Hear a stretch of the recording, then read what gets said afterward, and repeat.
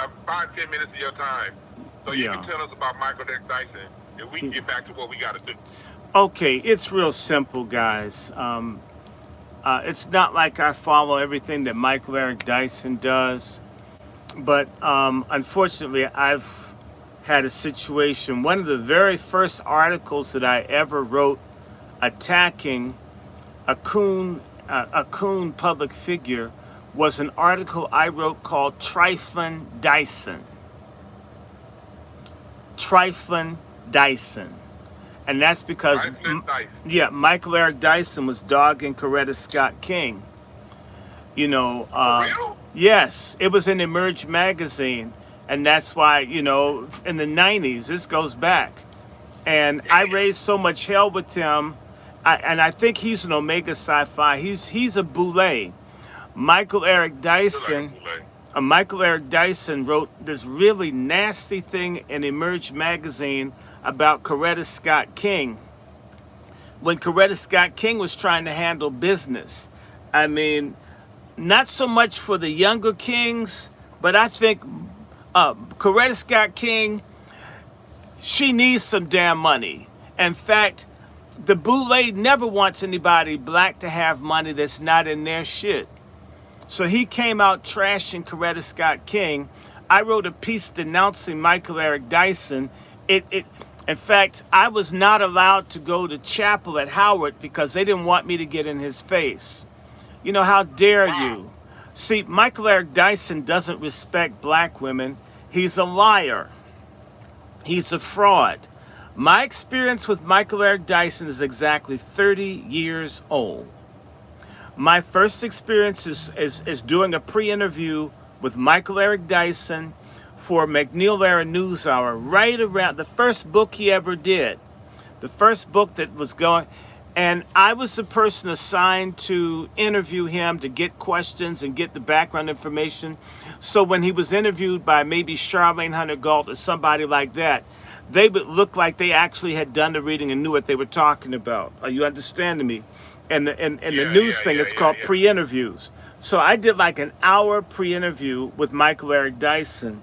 And the thing I always tell people is that Michael Eric Dyson, he thought I was white. So when he's talking to me, he's saying all this stuff and even taking little barbs and stabs at black people to try to like ingratiate himself to me. And I ignored it because I'm doing my job. When he couldn't get me charged on the stuff he was saying and being in the ghetto and fighting and all this other kind of stuff, he says, well, I'm a welfare father. My first baby was born out of wedlock. And he said, and my woman was on welfare. And I cut him off and says, why is this important for you to trash the mother of your child to me? Who does that? Why is that necessary? I mean, that's the mother of your child. You were late with her. Why would you tell a stranger that, and especially a stranger in the media? Sir. Okay, that lets you know what he thinks about that hootie owl-looking bitch that he's married to. That he would put her business out there like that to a stranger over the phone to try to get the jollies on of some racist reporter he thought I was. And he didn't even catch himself to say, excuse me. He didn't even thank me for dignifying his baby or his wife. He's a narcissist. If he'll dog his wife like that, what will he do to any other black woman? So when I see all these niggas doing queen genuflecting, I know that they're a hoe. Let's do some more. So he dogged Mrs. King and that little punk ass dean of the chapel at Howard University. I talked about you, Richardson. They didn't let me in there. They were afraid I was going to go in on his ass because Richardson and them know. I mean, I'm not a tough guy. I'm a small, sickly black dude. But on principle, to confront that liar nigger. How could you do that to Mrs. King? There's a lot of negative stuff I'd say to Mrs. King. But damn, let her have some money. What is it to you? So they dogged Mrs. King. They dogged Mrs. King, and it was wrong. Now, I'll do one more. You know that Go ahead. he's in the Greek Letter Society, and I always tell the story of my Shit. guy named Paul McKinley. He's in, he runs with Mark Carter, the dude that's always making news in Chicago, and he called me in 2015 about Michael Eric Dyson, and he says a guy of mine, because Michael Eric Dyson, Cornel West, and Tavis Smiley are all here in Chicago. It says, okay. It says, and you know what? Cornel West didn't go to a party my friend went to at somebody's house, and it turned out to be a boule, a fraternity orgy. And he Oh, said one of them. Tavis Smiley and Dyson went, but Cornel West didn't go. I'm not saying this is true. I'm saying this was what was reported to me by Paul McKinley in Chicago.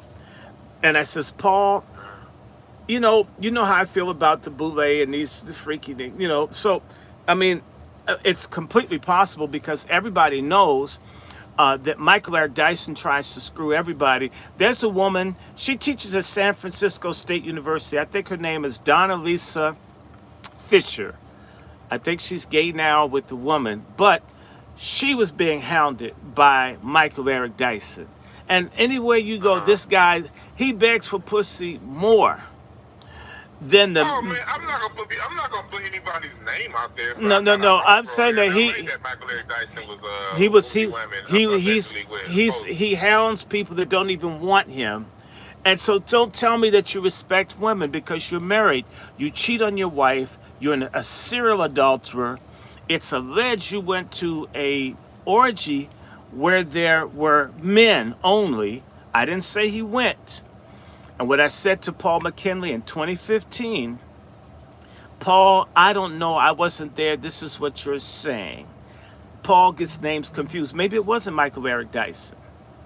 But I said if Michael Eric Dyson is guilty of anything, or Cornel West wouldn't go to something boys' night out with the other two went to, you're probably going to see an article denouncing Cornel West by Michael Eric Dyson, and maybe something like the New Republic or the Atlantic magazine. That would lead me to believe that maybe something happened man to man between them, and they're mad at him for not participating in reindeer games. Well, within a month or two in 2015, look it up, Michael Eric Dyson did a long piece, and I think Atlantic Monthly, dogging Cornel West. Dr. Short, I literally just talked about that before. I can tell you weren't listening, bruh. I literally just brought that up about 15 minutes ago when I was telling the people like it was a progression because I've never met him. I've only seen. I was a fan of him at one point, and I was talking about the progression when I started looking at him funny. But when he wrote that letter, I'm glad you brought that up because I want to hear your perspective on this. I want to give you my perspective before because I want you to give me your answer based off of what I'm about to give you right now. When I saw that, because you know him, when I saw that from a distance, my first thought was, why is this black man writing a letter to tell the whole world while he's distancing himself from another black man, and basically it being over because Cornel West isn't following in the way you think he should? That was my point of view from a distance. Now I want you to talk about it from your point of view when he wrote that stupid ass letter while I look it up. I only said to you that this was my take to Paul McKinley in 2015, 9 years ago. Maybe there is some falling out between them, maybe gay agenda, I don't know. But if I see, Obama. yeah, but Obama was for the gay agenda, blatantly so. Yeah. So there you have it. And where's Obama from? Chicago. Where was the orgy supposedly? Chicago. I'm saying allegedly, but somebody and this happened. I'll do some more. That if you recall, when they were going after Malcolm X, a good friend, a very close friend of Michael Eric Dyson, Dr. Manning Marable, had that book on Malcolm X, making Malcolm X out that he gave blowjobs or hand jobs or received blowjobs from rich white men on Beacon Hill in Boston back in the day, Michael Eric Dyson was toe-to-toe supporting Manning Marable and putting out and making out that Malcolm X was a fruit booty when he was young, before he started eating I bean know that pies. propaganda they were trying to put out. Yeah, they were trying to put that And propaganda out. and Yeah. and not only that, Michael, what's his name? The one that probably is into come on, Mark Lamont Hill. Oh All of yeah, them he was part started of trying that. to make Malcolm X gay, right? So when you start looking at this and you start understanding, and then I'm gonna do some more. There was Real a quick, there real was a quick, Dr. Short, real quick. The there, article for you guys, I just put it in the chat. You got to pay for it, but it's in the New Republic, the full article. I just put it in the chat, and also I'm going to put it into the chat. If you want to go to the road, is an article that was written in the Root, back when the Root was somewhat halfway relevant. About 10 years ago, the whole hit piece that Dr. Short is referring to. Go ahead, Dr. Short. so it's real simple. Dyson, I got run out of D.C. for sexually harassing students at I think it's Georgetown University where he was. They've passed him Oh around, and yeah, he's I got forgot about allegations. that. He's got allegations going back 20 plus years deep of sexually harassing women. And by the way, his wife runs with Hillary Clinton. His wife and them all partnered. They were the whole pedophile agenda that the Clintons were doing, taking children and letting black girls get raped and taken. That his wife is running with Hillary as they destroyed democracy for blacks in Haiti, right? They didn't open their mouths when tens of thousands of blacks died under the earthquake ruins in Haiti. This is when Michael Eric Dyson's wife is running with stud Hillary Clinton.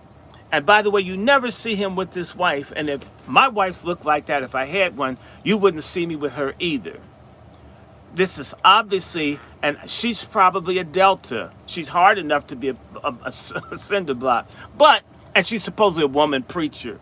And a whole lot of women preachers out here are gay. They're studs with the puffy sleeves in the church that have more chin hair than a hippie. I mean, we're tired of this stuff. So Michael Eric Dyson is a hustler. He's a talker. He's boule. And he's all over the place. And when I saw Michael Eric Dyson last the Congressional Black Caucus, he was pissed at me, and I know why he's pissed. He's pissed because in Curtis Schoon's documentary on Vimeo and Amazon, Black, White, and Blue, I dogged Black Lives Matter for pushing the gay agenda. So a lot of people think Michael Eric Dyson is like, what's that thing on a clock that swings both ways? He's a little Tarzan. I'm not saying he's one thing or the other, but I'm saying he's a liar, he's a cheater, he's an adulterer, he's boule. He is an enemy of the people on principle. He doesn't stand for anything. And to me, And if you Dr. Short, just to let the people know, to verify what you're saying, I want everybody to look on screen. What I'm doing, I'm typing as Dr. Short talks, but I put all of these links in the description. I just need it now, so y'all can go to the description to verify all of these links that I'm talking about. This isn't like this. This is our opinion. This is our point of view. We're not saying it's factually correct. We're saying we're gathering our information based off of public information that's currently out there. it's And if out you there look and it's at recent. at this article right now on the Voice, if you look at this article, I have it in the description. It's talking about he was fired as a Georgetown professor over student harassment, improper relationships as a teacher to students.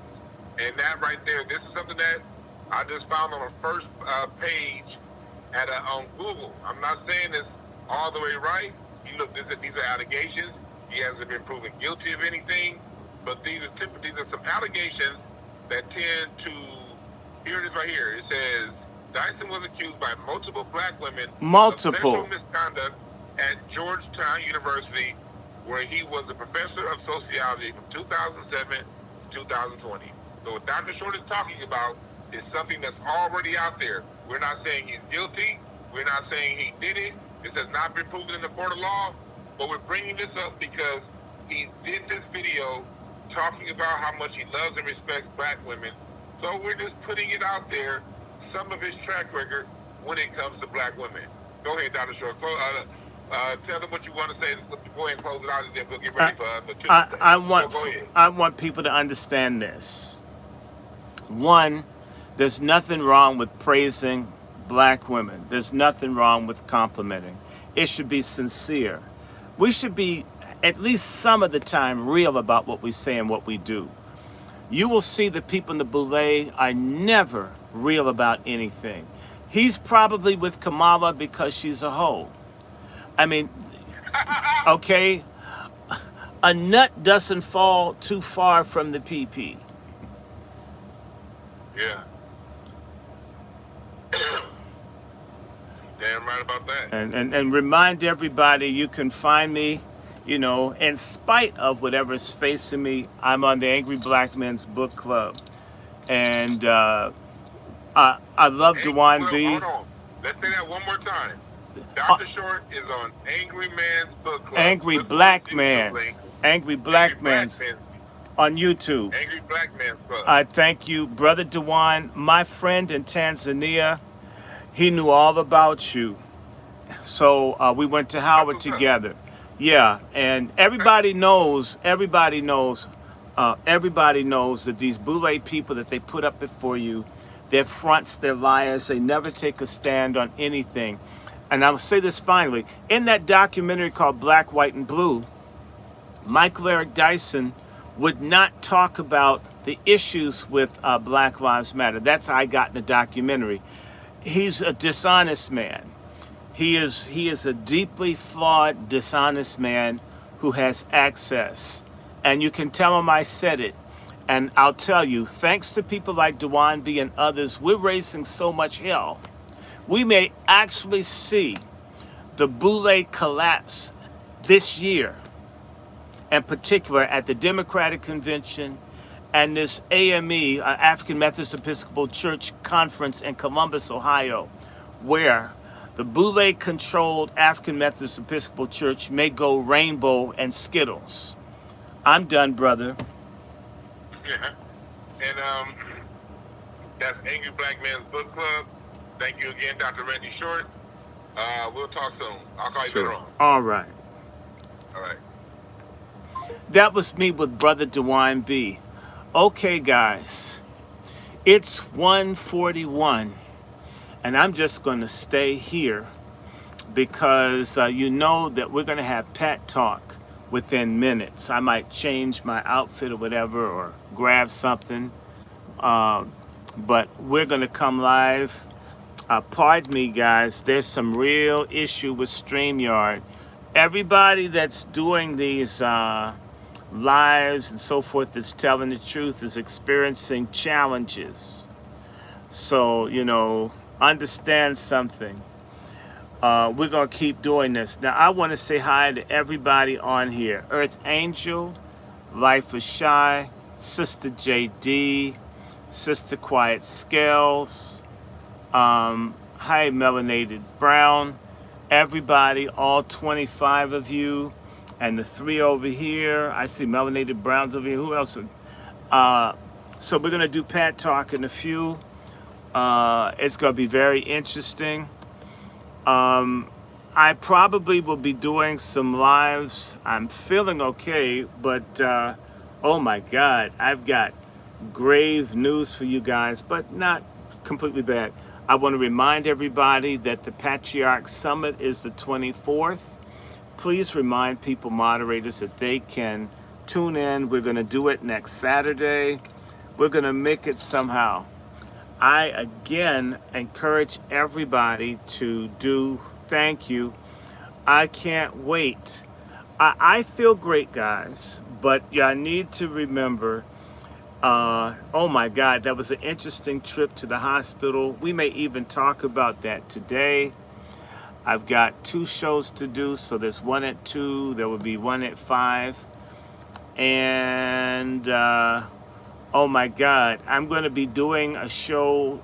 We got to do some shows about dick health, and it's going to be real. It's going to be real. It's going to be real. And Sister Quiet Scales, I feel great. Hey, Marlo, blessings to you. Peace, peace, peace, peace. And let me see if I can get into this StreamYard. They've got this thing tied up. I can't wait. I'm going to have some great news. I will no longer be using. I can't wait to get rid of X Infinity. They must be working with the intelligence agencies because I have more problems with getting online, and I'm paying top dollar for it. I wish we had our own stuff. So I want you guys to just stay here. I want to remind all of you, if you could, Quiet Scales or JD, could you please put into the live chat the article? You can find it. It's called Negro Gate 4 IV. Please get that and put that in, because I did a very good article on Kamala Harris 4 years ago yesterday. So I didn't wait until the whole got the nomination or before she was in line to get the nomination. I've been dogging this tramp since 2015. And we've been, as I said, I've been attacking Michael Eric Dyson's ass since the 90s. Some of us do it for years.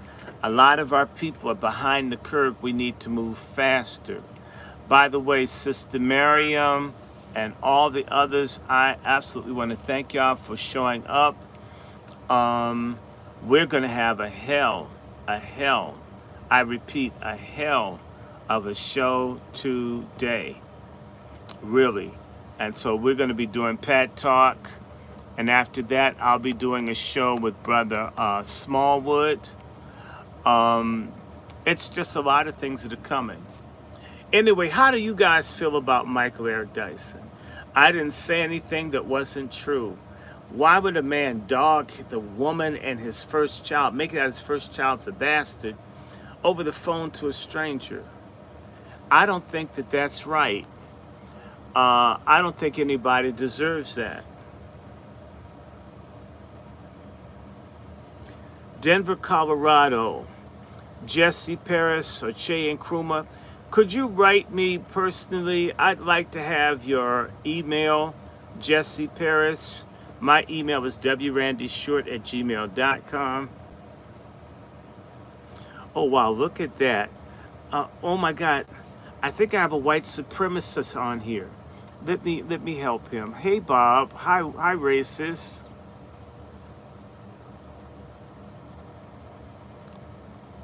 Bye, racist. If you didn't think I was intelligent, you shouldn't be on my platform. So either they were racist or they were boule.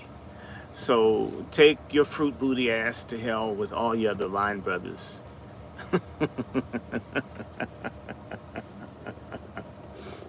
So yeah, I mean, look, guys, they're mad. The boule people are angry that the majority of black folks, we outnumber them 11-1. They're the minority. It's time for us to have a revolution against these coons. And all of us can do our part. Part of it is being honest about these sellout fruit booty cultists. These people in Luciferian cults where they worship money, sex, and betrayal.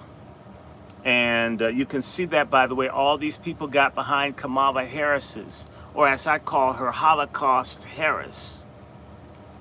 She stands for nothing. She's stupid. She's lazy. She's never done anything except basically one thing she's good at. And I'll never say she's an affirmative action candidate when it comes down to sucking dick or being a hoe. She's all the way up there. I mean, she's the greatest of all times. Greatest. And Waltz, look at how he holds his mouth. Did y'all see the story? Y'all can look up there. There's a story that Waltz drank horse semen.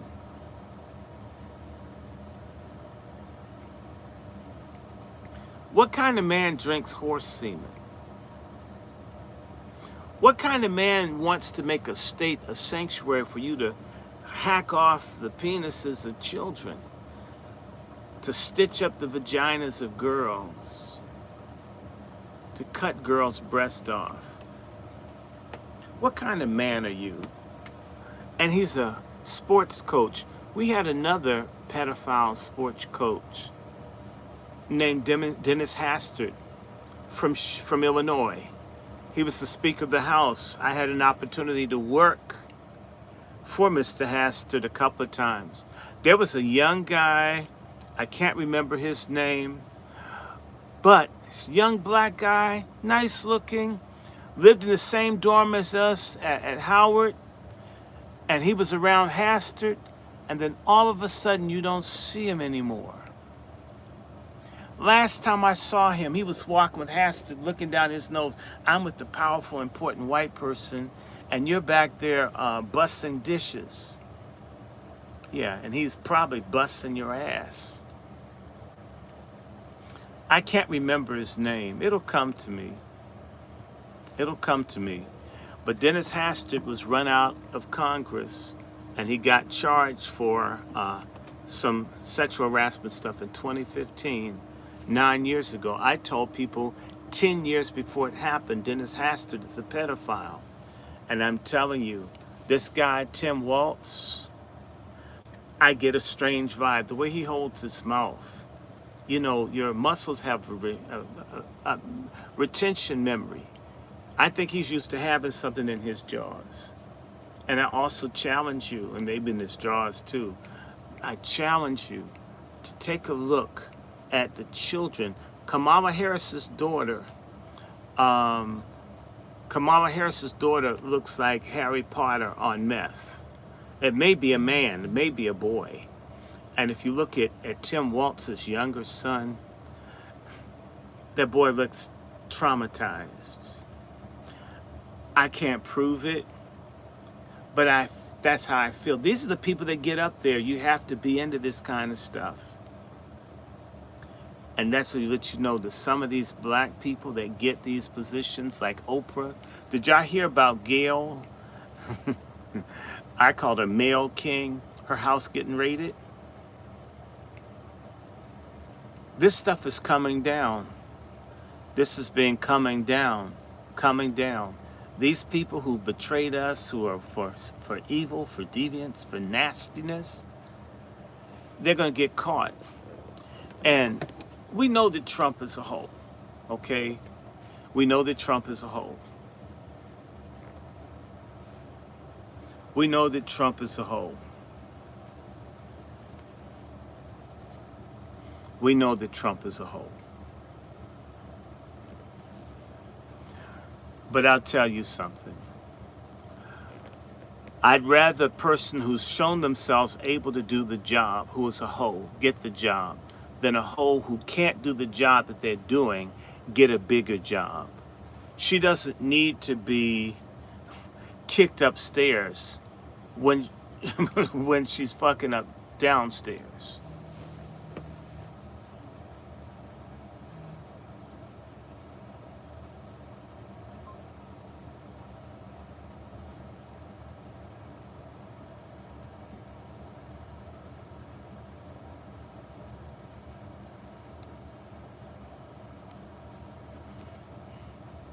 I'm sorry, somebody's phone call knocked us out. So, you know, everybody, and I think I'm going to call Chef C in a minute, find out what he's doing, and just maybe I'll be able to get on the StreamYard. That would be so fascinating, because this thing has been weird, people. It's been weird.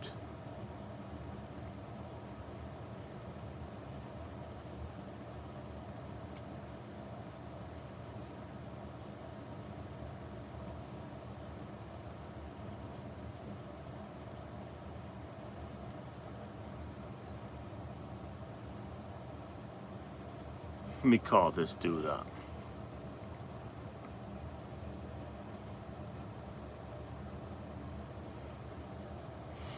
Let's see what happens.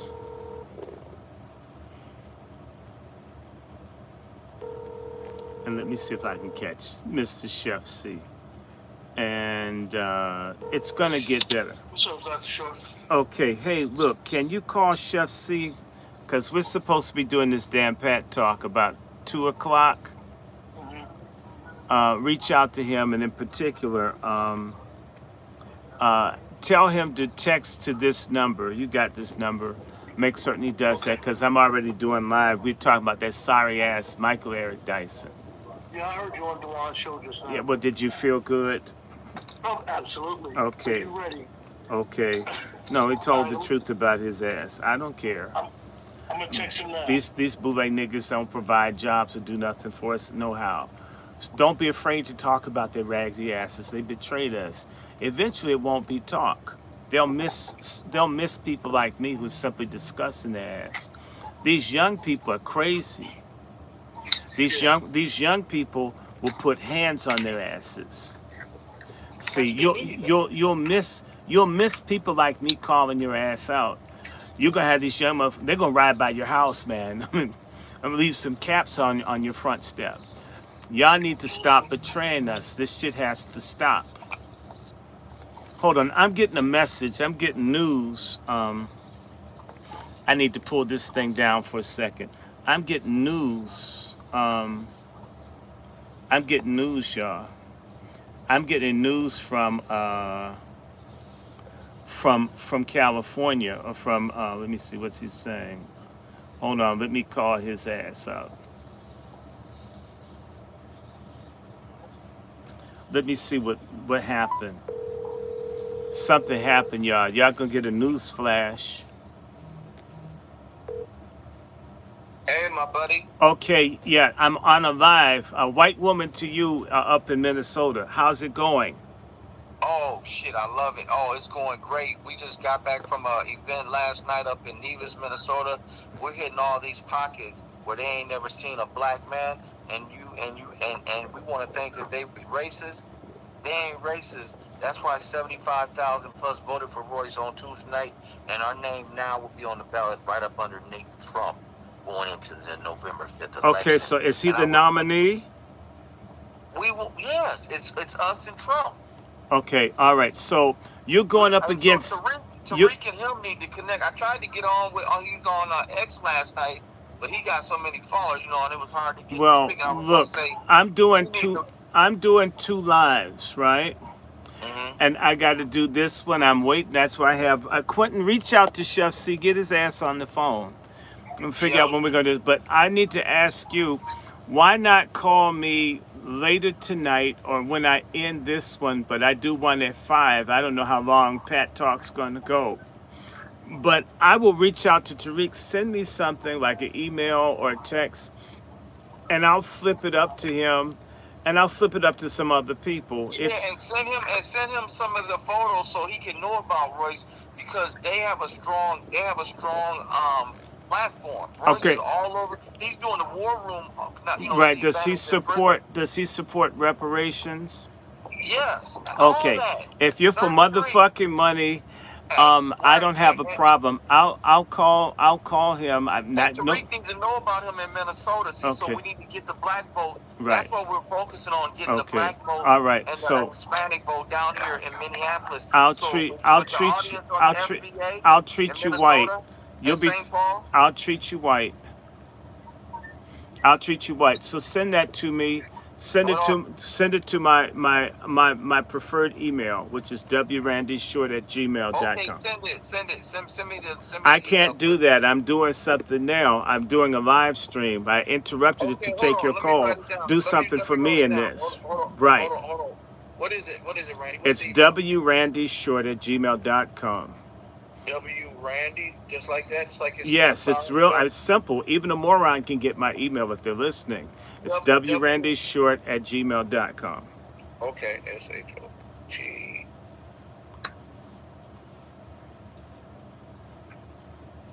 And what would you like back from me? Information. I mean, it's not what I want. It's what you want to get to Tariq. Absolutely. Okay. I love that figure. Okay, so DrRandyShort at Gmail. Okay, I'm gonna get some stuff and send it to you.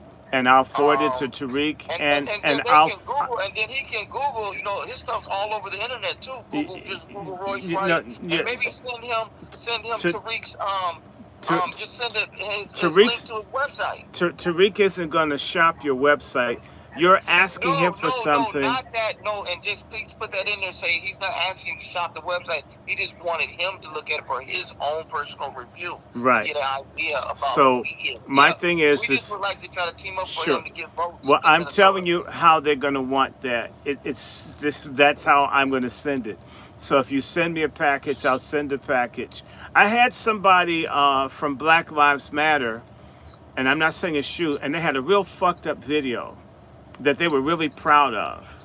You know, we don't give a fuck about Black Lives Matter. We hate Yeah, them. yeah, They no, must no, be no, trying no, to- hold it. This person's they're Republican Black Lives Matter. And they had I'm talking about this group, had a fucked up video, and they just bitching about Tariq like I'm sleeping with him. I mean, I've seen Tariq Nasheed 5 or 6 times in life. I'm not up under anybody.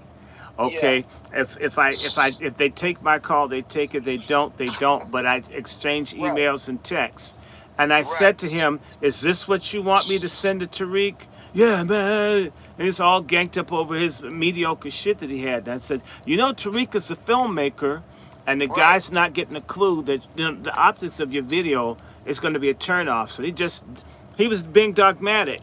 So you know what I said? You know what? I sent it to Tariq. I never got a response. And I told that nigga, you had a fucked up package to a person who's all into optics. You see how the nigga always has his hair and his eyebrows and everything done? He likes for shit to look a particular way.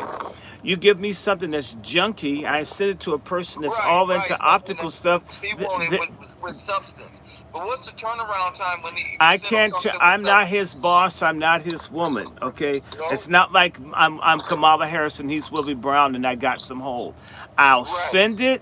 If he's interested, he'll respond to you. If he doesn't, he doesn't. Okay. Right. And people pay for shit like this. So if I'm doing it gratis, why all the questions?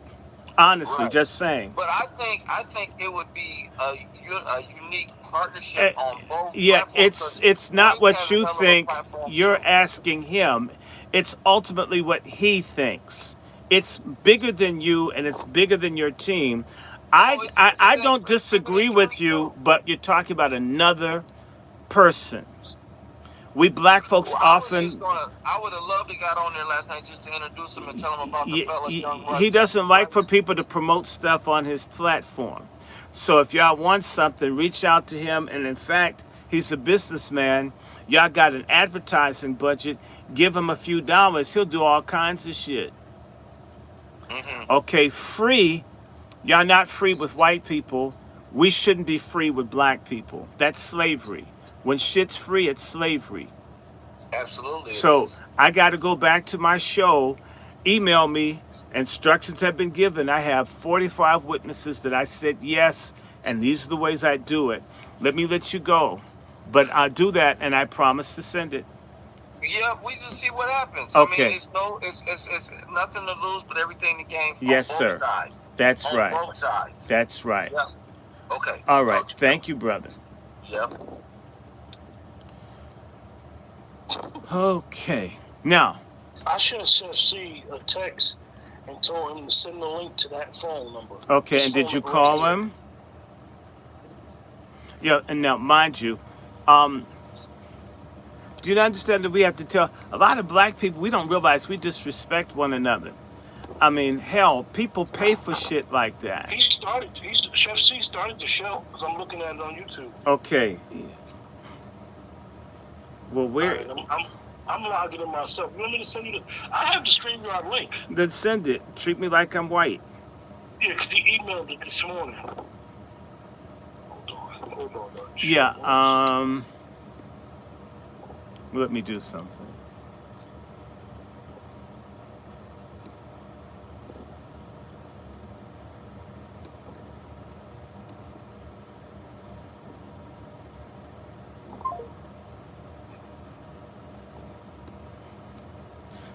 Okay, guys, we're back.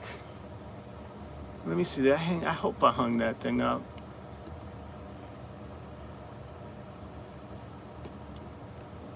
It's coming to you now, Dr. Short.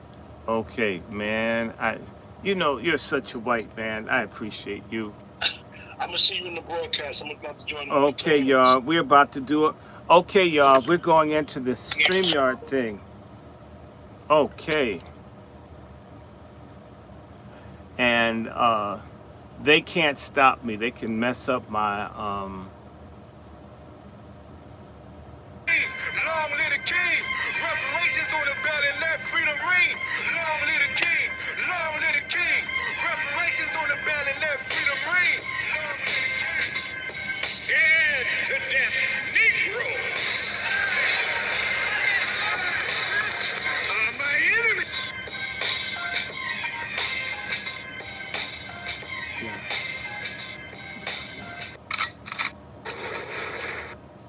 Yes, indeed, ladies and gentlemen. Yes, indeed. This is one of those conversations. We're going to have it today. We letting the brothers come on in. We got our hosts tapping in right now, our gracious host, Brother Dr. Randy Short. We're going to have a packed house in here. Ladies and gentlemen, we're going to have a packed house in here. Letting the notifications go out. Make sure y'all are sharing this thing. We're going to be live in 5 minutes, family. But it's time to have an honest conversation. Time to have an honest conversation and really take a look in the mirror at what's been really holding us up. And I would say just some of these bootlegs are just a bare minimum of Negroes and appointed tap dancers that get in the way of what we need to get done. Just a few of them. But it's so many other things that's going on. Make sure y'all sharing this thing out. We are live in 5, ladies and gentlemen. Salute.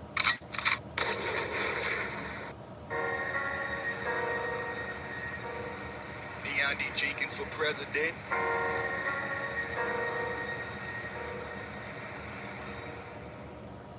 We don't need to study reparations. I have a reparations package that has 30 revelations. It's called DMLG, Defense Money Land Grants with Steady Calculations. Let's break it down. Hope you got some crack the industry type patient, cause I'm about to break it down with an immaculate type cadence. You were lied to. That paper dollar that could buy you won't stand by you. They say money can't buy virtue, but it sure buys value. Until you try to buy an avenue, you find out money like idol. Cause some things have more power than money. Cause money gets taken by power. But wherever there's power, there's money. There are 4 elements to every society. So the only medicine to this is to take over society. The first element is defensive structure. Just abide with me. Cause I'm a candidate that's black agenda priority. Yeah. There's a famous saying. The flow of currency is controlled by military bullet spraying. And law enforcement keeps everybody fully obeying. While the judicial system is a bully and keeps everybody paying. The second element is capital. You can only control this at the capital. The flow of currency is bankable, showing who's acceptable. Monopoly should be unacceptable because it's not liberty applicable. This next element is amazing. If you ever took a road trip, you would see livestock grazing. Tractors harvesting the fruit. The sun even brings value to the raisin. You see infrastructure on any occasion, no matter if skyscrapers or paving, or acres of yellow wheat, driving for miles and glazing. Every group must have somewhere to reside and eat. Nobody has control without payment. We even kill each other for the streets we don't even own, just claiming. So land is the next one. Show me a people without any land, they're homeless at best, son. We were already promised 40 acres, we get none.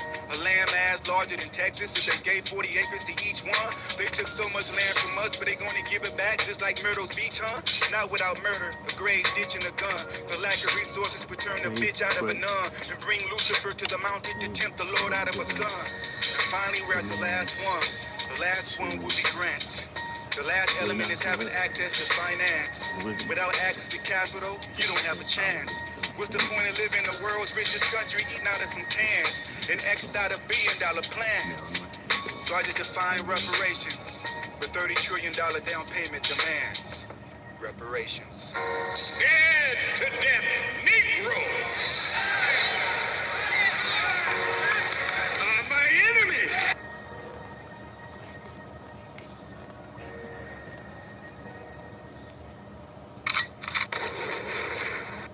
Yes, indeed, ladies and gentlemen. 2.5 minutes. We got the brothers coming in. Listen, it's a lot to get off. Michael Eric Dyson was talking crazy. Fucking, listen, I'm trying to keep it together, family. We gonna have a conversation today. I see 60 of y'all already in the building. Make sure y'all sounding off in that community kitchen chat. Make sure you are subscribing. 2.5 minutes this thing up. We gotta send a message. Make sure, listen, y'all, I'm gonna be opening the community kitchen as well. We need to hear from the family. We need to hear from y'all. The brothers are coming in, but we definitely gonna open the community kitchen for you to get yours off. Cause it's time to really lay it out there, right? No more Mr. Nice Guy. And no more of these niggas wagging the finger at us. I'm sick of that shit. I have had it up to the top with all of these Negroes pointing fingers. Look at these honorary hoes. Bunch of hoes. House hoes. That's what they are. We live in 2.5 minutes, family. Salute to everybody. Notifications are going out.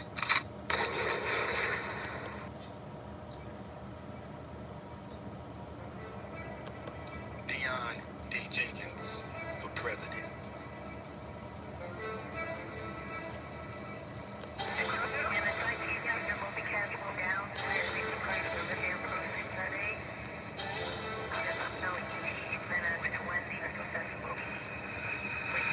I woke up, the dream wasn't foggy but so clear. Stepped out of bed and stretched my body, gotta be cold air. I slept on my hands, spitefully I probably grow more hair. I kept on thinking you could stop me, I wish a single soul there. I bounce back like rubber, my will likely have no spare. Just because you came from nothing, don't mean you out of nowhere.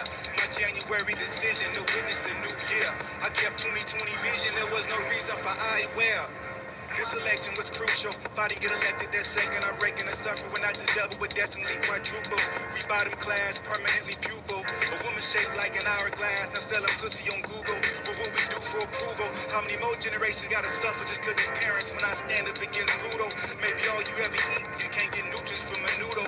Maybe the only thing you never see, but you should sell out to get some kudos. Look, America can't exist without somebody being at the bottom. Get us pissed how they chose us for that position, but we got them. Only a bitch would throw you shit and hide his hands, but we finally spot him.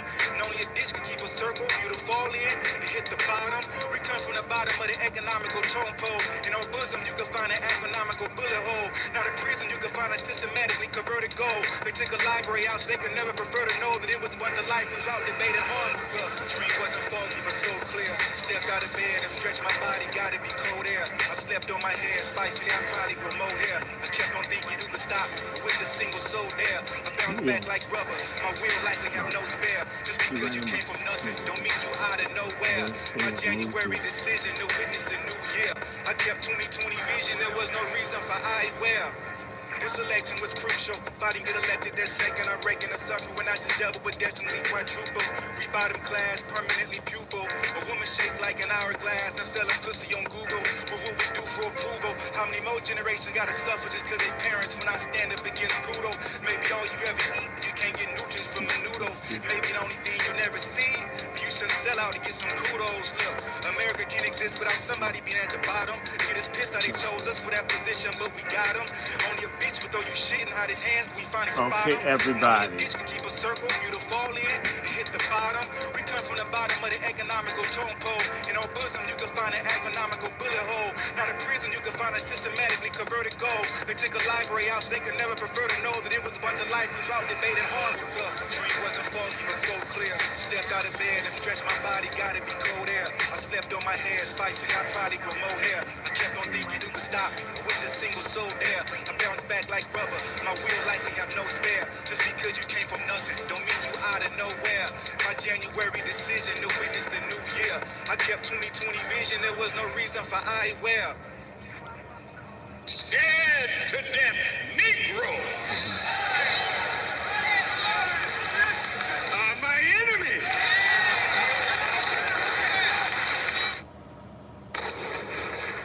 Yes, indeed, ladies and gentlemen. Yes, indeed. It is time to get into this thing. We got the brothers tapping in. My brother Q from Let's Talk 2 in the building. Our brother Dr. Randy Short. Honorable, gracious host is in the building, ladies and gentlemen. So, without further ado, let's get busy. Let him cook. Let him cook now. Let him cook. I said, let him cook! Was the chef unknown? Yes, indeed, ladies and gentlemen. Yes, indeed. Yes, indeed.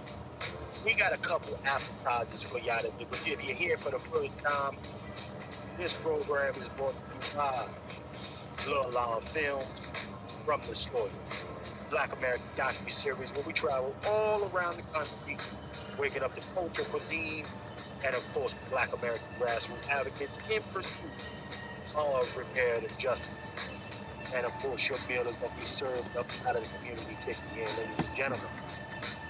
Today, it is on their next chapter with the Angry Black Man's Book Club of Pat Talk number 36. Now, field Negroes versus house Negroes. This entire week, they've been unleashing the Kraken on Black Americans, attacking us left and right, shaming like they got the position to do that over us. But I'm here to tell you, not today. We're going to keep it absolutely 100. The kitchen will be open, family. But we're going to take a brief commercial break, and we will be back. This is on the next podcast, and we're tackling Angry Black Man's Book Club for Pat Talk number 36. Coach, man, we'll be right back. We have to begin to groom leadership, and we also have to get rid of old school, old black folk who don't want anyone else. The boomer generation can't die off fast enough for me, a lot of them, because they haven't let the X generation take root. The struggle will now be bastardized. On August 24th, 2024, we're launching the Patriot Summit. You must be there. We are going to save ourselves, our manhood, our women, our children, our community. We need the few that will do. Why not you? You want a few good men and a few good women to join forces. It's the Patriarch Summit. Check our Yes, GoFundMe Steve link. Harvey Thank you. is a piece of coon shit, unfortunately. It's just disgraceful. So absolutely. Yes, indeed. Yes, indeed. Ladies and gentlemen, we are back. We are live. We got the brothers here. The brothers are in the building early. The family is packed in here. 90 of y'all in here for this cook-up. So that tells me right off the top, family, that y'all already been Retweet feeling this some show, type way everybody. about Share what this. these clowns have been saying this whole week. A good Let me turnout. pull it back. Share this, like Let me this, pull it share back. this, like this, Let me share pull and it like, back. share and like, share and like, share and like.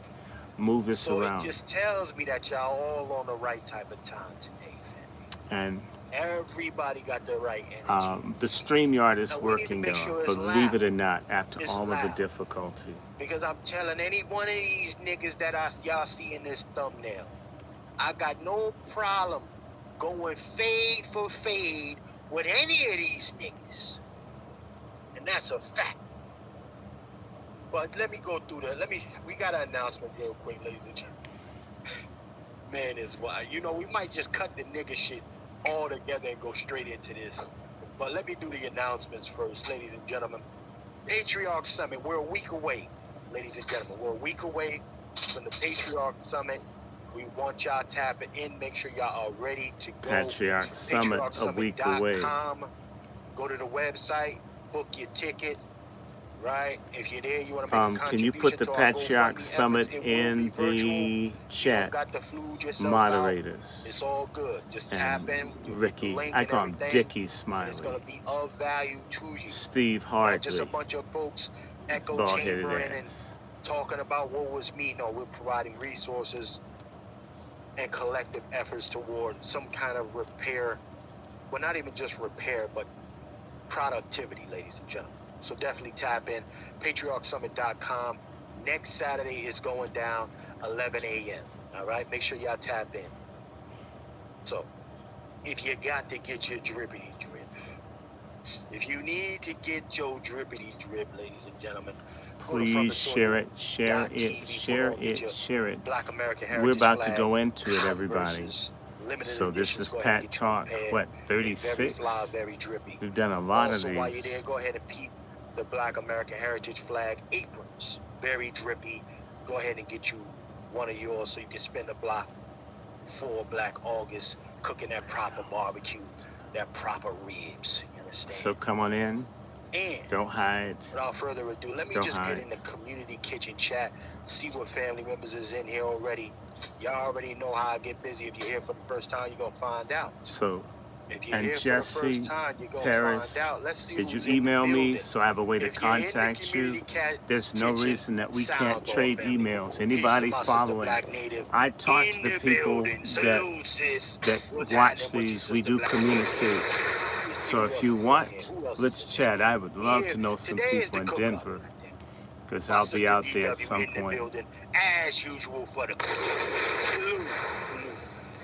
Thank you, Who else is in here? JD. Let me see. Let's get this thing I see moving. my brother Negro. He got the sword ready to go all night time. You understand me? Salute to our brother Negro in the building. Who's in here? Who else in here? If you in here, y'all sound off in that community kitchen chat. Salute. Salute. I see you, A. Lee. What's happening with you? In the building, Lee. Let me see who else is in here. Let's see who else is in this mouth. My sister MF in the building. What's happening, MF? Salute to the sister MF Kush in the building. Nigga D-Dub, as usual, is always in the building, making it do what it's supposed to do. Salute to our sister, Queen D-Dub. And me, who else is in this? Let me see. Let me see who else is Thank in you, here. Brother thank you. Blaze.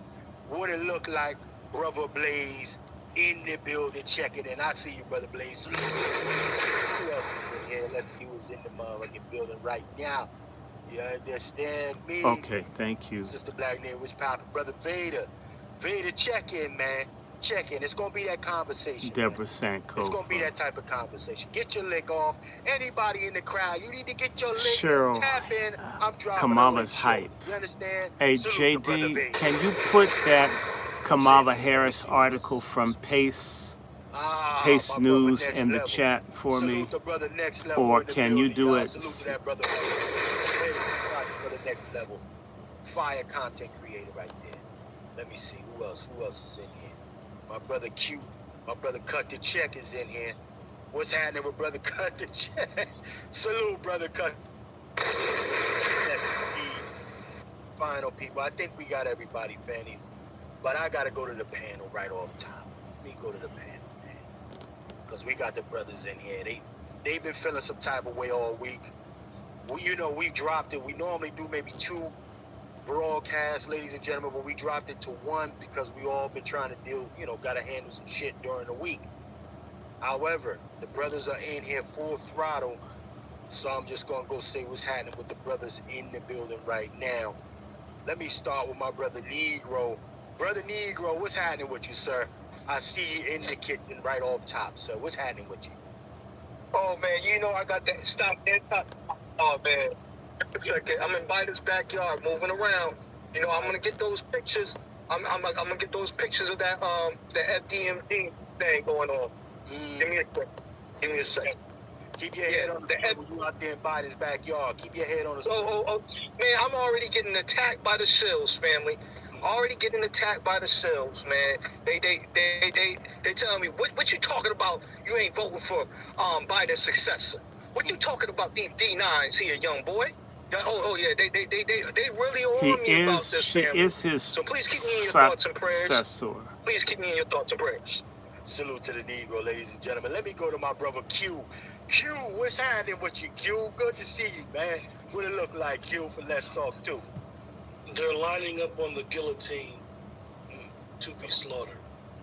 Come on. Get them out of here. Yeah, Let's go. Yeah. Q in the building, ladies and gentlemen. That's Q for Let's Talk 2. Salute to brother Q.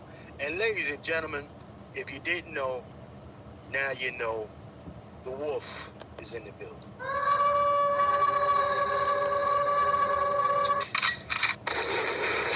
Brother Juan J. Johnson, how are you this afternoon, sir? I am doing exceptionally well. Looking forward to the cookout and looking forward to smoking some folks out in the tunnels. Smoking some legs, some bootlegs. Yeah. I'm gonna smoke them out today. Yes, indeed. Salute to our brother Wolf, Juan J. Johnson, Lone Wolf Firearms, LWFtraining.com, ladies and gentlemen. And, of course, our gracious host with the most is our brother, Dr. Randy Short. Salute to brother Dr. Randy Short. Sir, how are you this evening, sir? Oh man, I'm good. And they were talking about a barbecue, and I was just thinking if Kamala Harris had something, if she were to have an anti-acid product for upset stomach, you know what it'd be called? What would it be called, sir? Comes. Ah, come on. Real quick, let me to our brother Nico. Salute to you, sir. Salute to brother Nico in the building, y'all. All right. Well, I'll tell you what, brother Dr. Short, there has been a great deal of nonsense that's been taking place this week, sir, and I think it is necessary that we touch on it. But before we go, let's get the folks prepared. Let's ease our folks up a little bit here.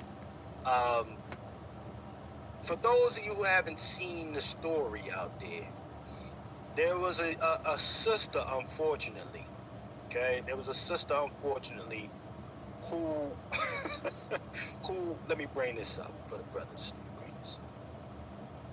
Let me bring this up. Now, they have charged a young lady with 9 years, family. She's getting 9 years for stealing a $1.5 million worth of chicken wings.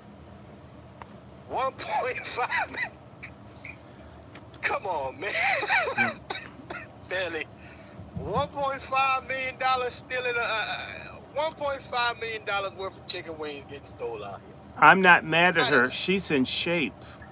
She getting reparations. Wait. When you steal that many chicken wings and you are not like a size 80, I want that woman needs to give her obesity reduction secrets to a whole bunch of people out here. Let her have her damn wings. Show us how to have that many chicken wings and not get fat. She should be a hero. She's an urban legend. Listen. She's a hero. She's absolutely a hero. That's right. Because again, for me, I don't care. She did the right thing. But let's play the story for everybody in here so we can get the family up to speed. Let's go ahead and play this. Fair use. There were no shortages of people using the heart of the COVID-19 pandemic to run scams and get free money, but one woman decided she didn't need a partner in crime. She just would wing it. Kelsey Kernstein is here. She's got her blue cheese, her ranch ready for all that spice. Good morning, Kelsey. Mitch, you really can't make this one up. A woman stole more than $1 million worth of chicken wings, and the saddest part is she stole it from one of the poor school districts in Illinois where the need is great. Now, this 66-year-old, Vera Liddell, accused of a year-long chicken wing heist, well, she worked for the Harvey, Illinois school district for more than a decade. When the pandemic hit, she was put in charge of placing the orders for food. She used the position to embezzle 11,000 cases of chicken wings, costing up to $1.5 million from the district's food provider. She even used the school cargo van to pick that food up. Parents say it's disappointing to learn that the food and money meant for students were selfishly taken. This is the area that we live in. We live in like, middle class, lower than middle class in this area. So it really don't surprise me that somebody would try to get over, but it's kind of sad. And we do know that stealing went on for 18 months or close to it, and the districts caught the discrepancy during an audit.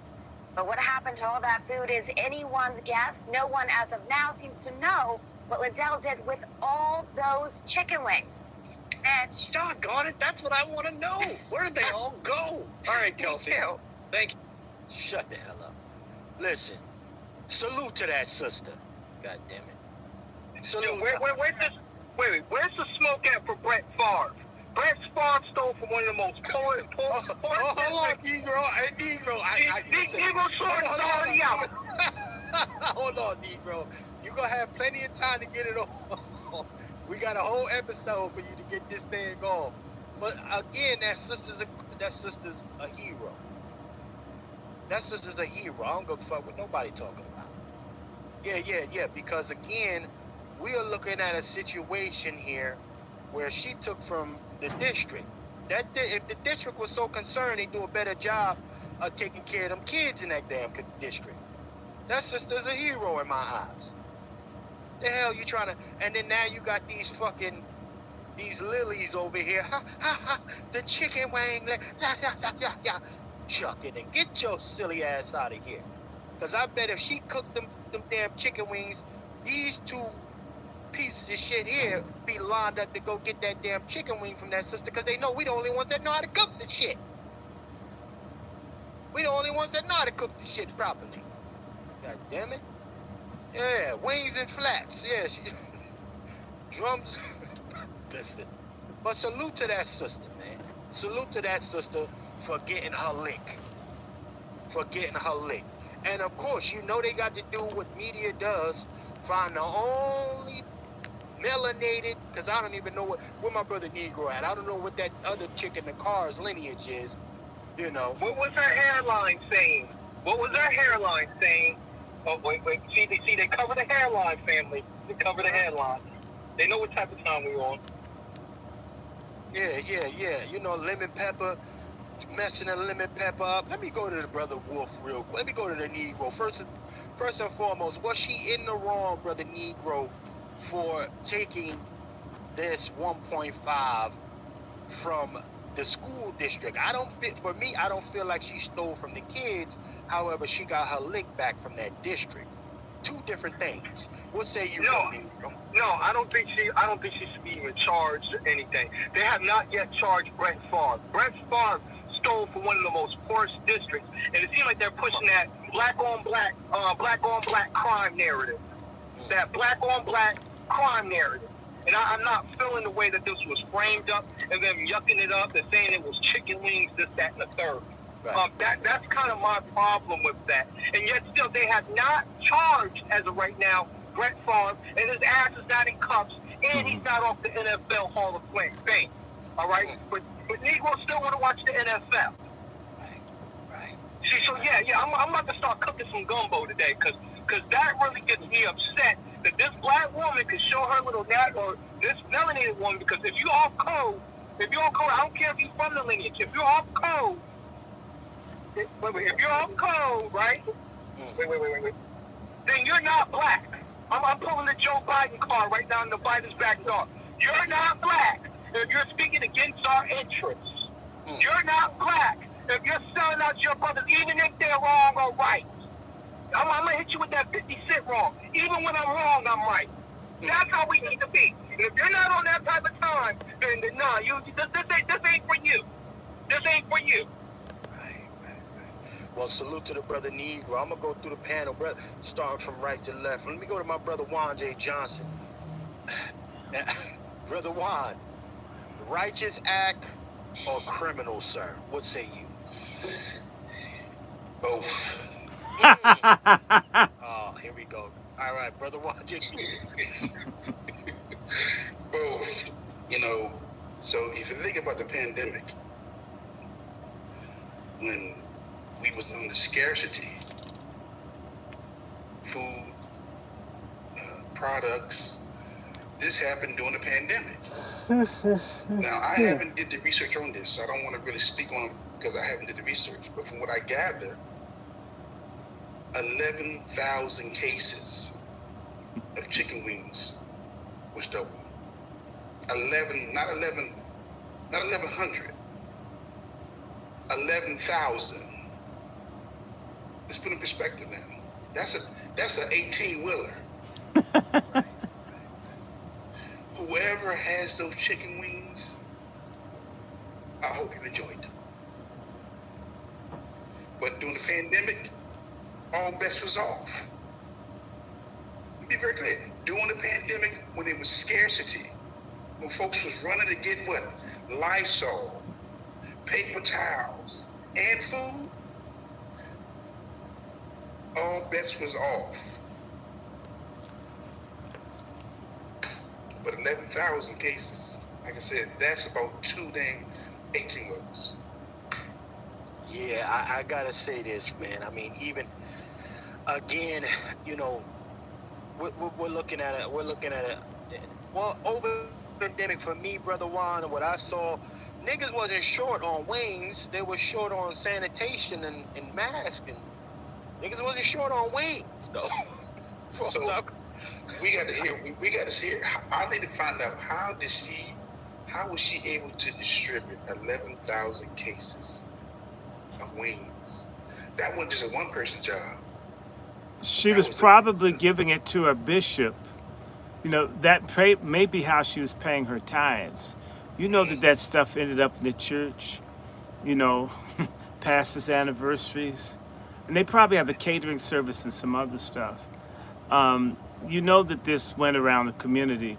You can't move that amount of stolen product and not get a lot of help. Yes. You gotta have help. Come on. You gotta have help. So that means that maybe she's a Robinette Hood. Maybe this is Robin Hood. And anytime she was still working there, it means as if, see, all the other people, let me just say this, because I'm about to get angry here. Everybody's ID and social security numbers being stolen by foreigners and illegals every day. There are 40 million stolen social security numbers. All of these people make it on theft and graft. I'm not saying it's right.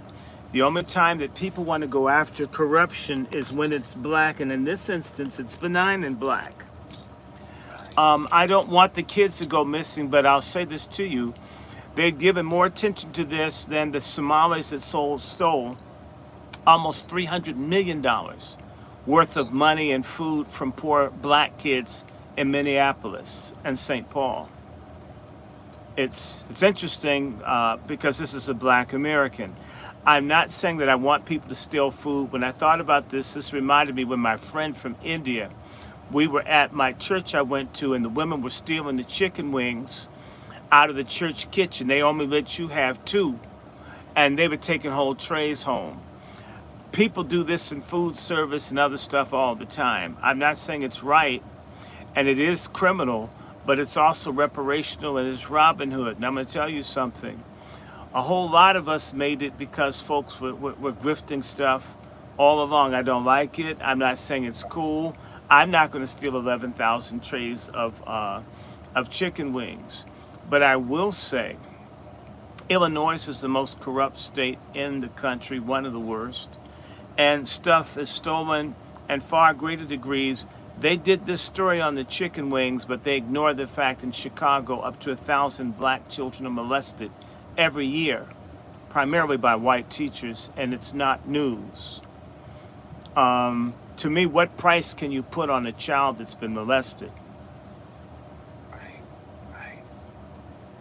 Well, I'll tell you what, ladies and gentlemen, when we're looking at this situation here, I did want the perspective, but let me go to brother Q. Q, is she a hero or a criminal? Brother Juan says she's a criminal, man. He says she's both. She's both. What say you? Streets gotta eat. Come on. Streets is gonna eat too. Streets is gonna eat too. So that's a fact. Streets gotta eat, goddammit. Understand that, put in perspective, like the brothers had already said, of what is a priority and what's not a priority, and who they decide to charge with these type of crimes, and realize that during that time, it was survival of the fittest. Right. And I think she should be praised for not telling. Because the way these jokers will tell you out, she ain't tell. Come on. She ain't telling to nobody. She stood 10 toes down. Not saying what she did was right, and but at the end of the day, you got Chris Jones, football player, Kansas City Chiefs, willing to pay the debt. Because, see, we know what it is. Those of us that have a grasp on what people do in our communities, whether they're right or wrong, we know daggone well it wasn't just her. She wasn't the lone wolf. So we should do everything to protect her. And we'll deal with her accordingly in our community. But we should protect her. Right. Because streets gotta eat. Hey, I blame the Streets bank. gonna eat. The streets gonna always eat, regardless if we like it or not. Hey, brother Chef, can I chime in? Yes, I'm sir. blaming the banks. The bank didn't give that black woman a business loan. It was the banks There you go. that was probably sabotaging her business. It was the banks. This is the reason why I tell people that we need to be pulling our monies out the bank, right? Because they're making interest over hand and foot from our fees and from everything else, and they don't give us a dime to advance our business development. They don't give us a dime to advance our corporations, you know? So if she gets to how she lives, is it really technically her fault when you got Facebook who is breaking every law and policy on a smash and grab type of situation? And can I step in and not even holding them accountable? let me support this brother? That same area of Illinois has been an underreported story of how black homes are overassessed for tax values, and that they steal from all the communities that are black are systematically robbed in the billions, and they're gonna bitch about these goddamn wings. Not that, and so they'll talk about those damn hungry children because of what she did. But that's the same state that had the highest rate of mass incarceration for children under the age of 11, 12. In fact, the United Nations had to come in on the state of Illinois. And I can almost guarantee that them students, she was probably one of the nicest ladies in the world, and they probably loved her. That's why they ain't gonna interview those students. She took care of the people. If you're screwing the people, but how do we know that those chicken wings weren't for the illegals? Well, I can't say that now because this happened during COVID. No, the illegals were there then. Hold on. No, the illegals, Biden came in 2021.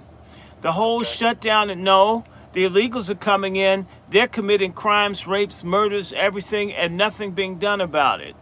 That's not news. It's not news that some illegals gang raped a black child 3 years old on the beach in Chicago, and it's complete news shutdown that they molest black kids. And so you haven't even heard that until I opened my mouth. Okay, so no, I don't want to sanctify people stealing or taking. I don't. But this whole fucking country was stolen. Alaska was stolen. Hawaii was stolen. Puerto Rico was stolen. The Marshall Islands and Guam is stolen. And when I was in the hospital, my organs they want to steal and kill me. We get robbed every single day.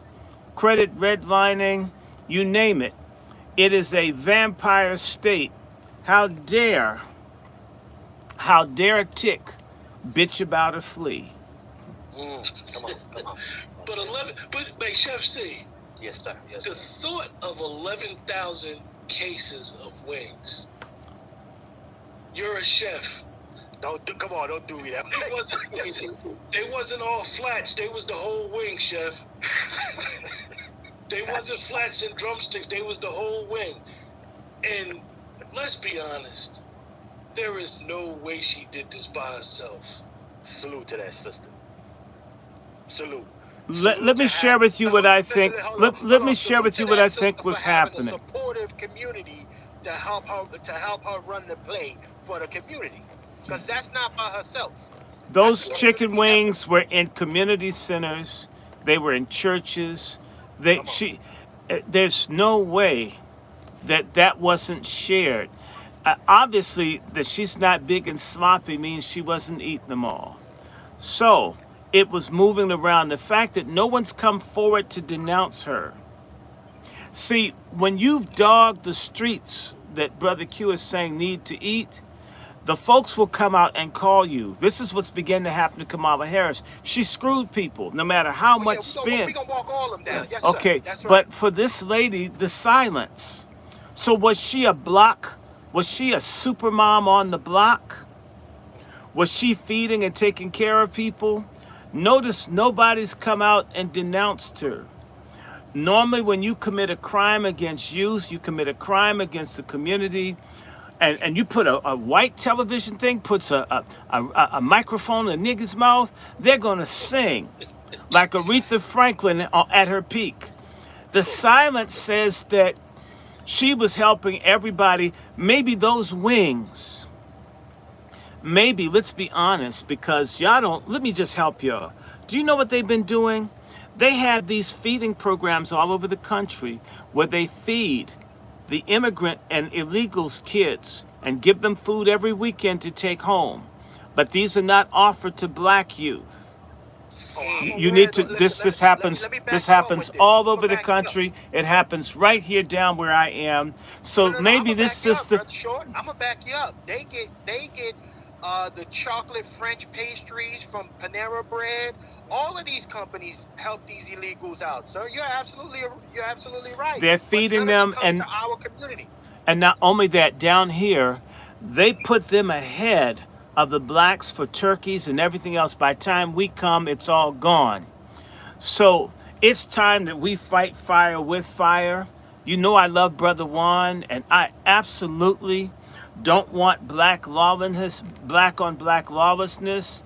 However, when I look and I see all the grants, everything stolen, taken, and let's just be honest, the biggest graft of all is that the top 10% or 15% of black folks get 90% of the $1.2 trillion that comes to the community, and they don't share with us, and they keep asking white folk for more, and they don't do it. We're going to talk about black on black crime. Let's talk about these thug-ass, elitist, backstabbing, genocide-mad folks who are for Holocaust Harris, or come swallow, as I call her. That's the stuff I'm mad about. Don't go into it just yet, Brother Short. We gonna take a commercial and then we going into that. We gonna go into all of that. But nah, listen, I second your sentiment, sir. I want to send a massive salute to the over 220 plus tapped in with us right now. That's a fact. So that means Black America been feeling some type of way. Let's get the likes up. Let's get the likes up. God damn it. Salute to let me also say salute to brother Negro and brother Blaze for hitting the cash app. Salute to these brothers for hitting the cash app right off GP, coming through, supporting the program. Sound the alarm. Drop the flag.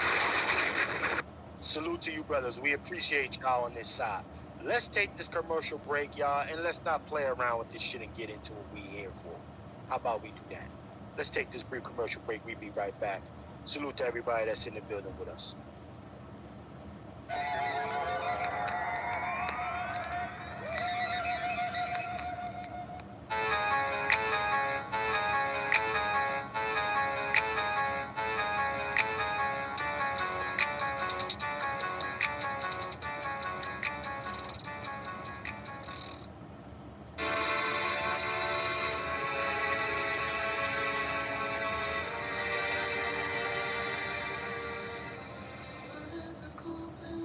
I've been all over the world. I've noticed this about black Americans, and I'll stop here. We have more people trying to turn us around than I've seen for any other group anywhere in the world relative to what our situation is. That you got teachers, you got people that will just do something. They find out you're legit, just help you because they want to see black folks make it. We do have this. This is lacking in other places, I can assure you. But you know what? Our desire to save people cannot be greater than people's desire to be saved and to help. So the people that do not want it, let them go. Jesus said, let the dead bury the dead. I sure get it nowadays.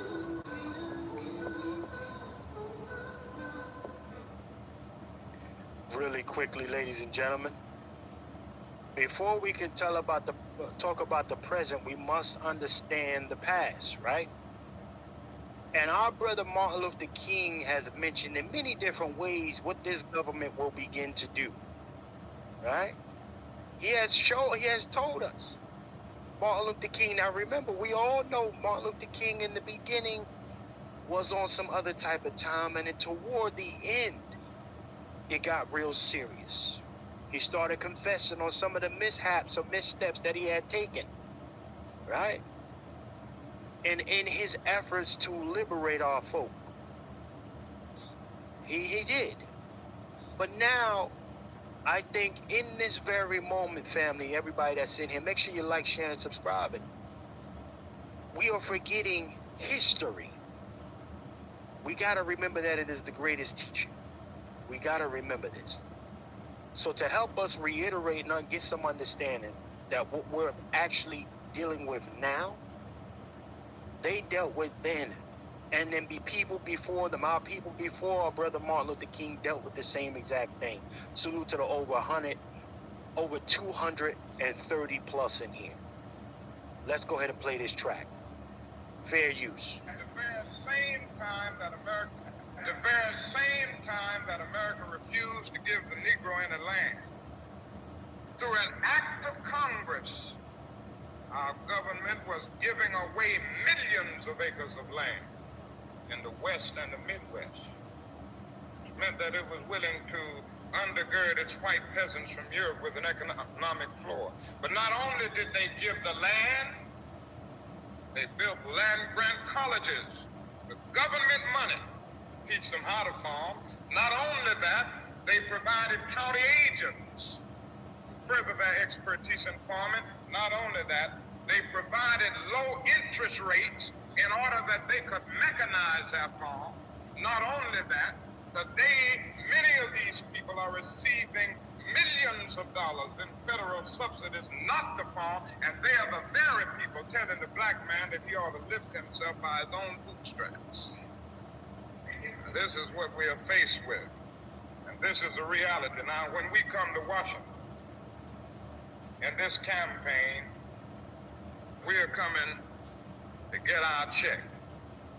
Do we still have that same energy, Black America? Do we still have our brother Martin Luther King's energy before they decide to get him up out of here?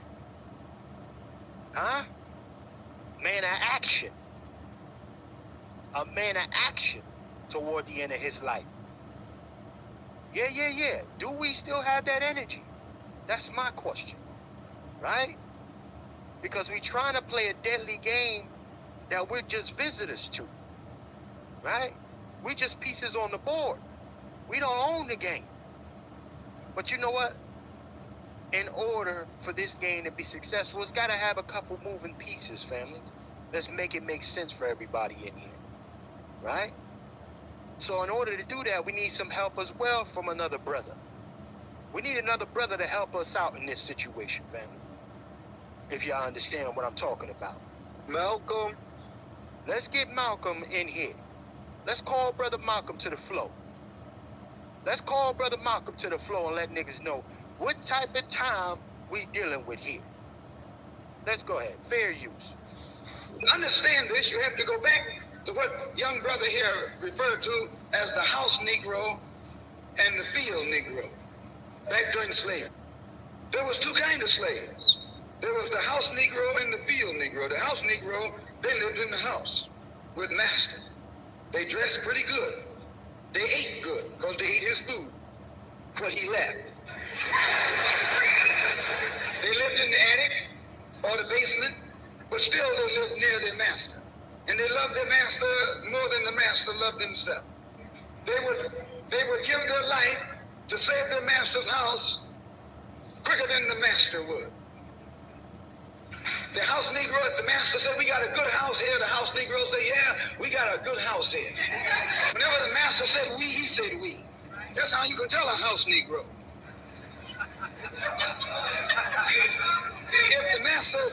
If the master's house caught on fire, the house Negro would fight harder to put the blaze out than the master would. If the master got sick, the house Negro would say, what's the matter, boss? We sick. We sick.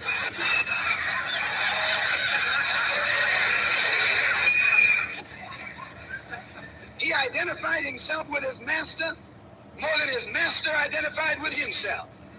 And if you came to the house Negro and said, let's run away, let's escape, let's separate, then house Negro would look at you and say, man, you crazy. What you mean separate? Where is there a better house than this? Where can I wear better clothes than this? Where can I eat better food than this? That was that house Negro. In those days, he was called a house nigger. And that's what we call him today, because we still got some house niggers running around here.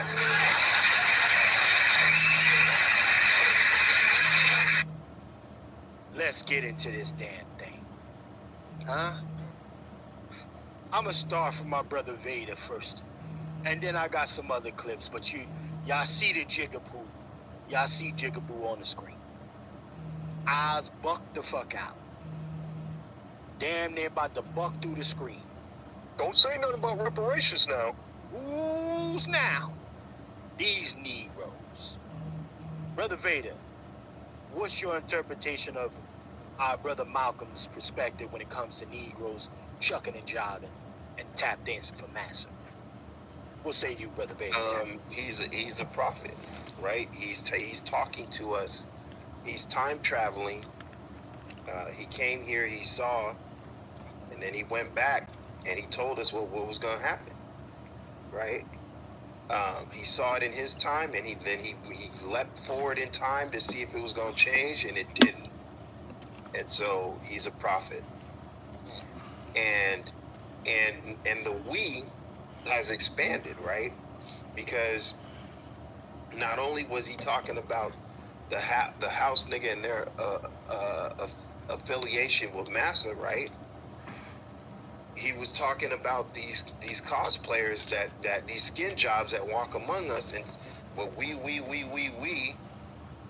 and then you check their background, and they're you, y'all.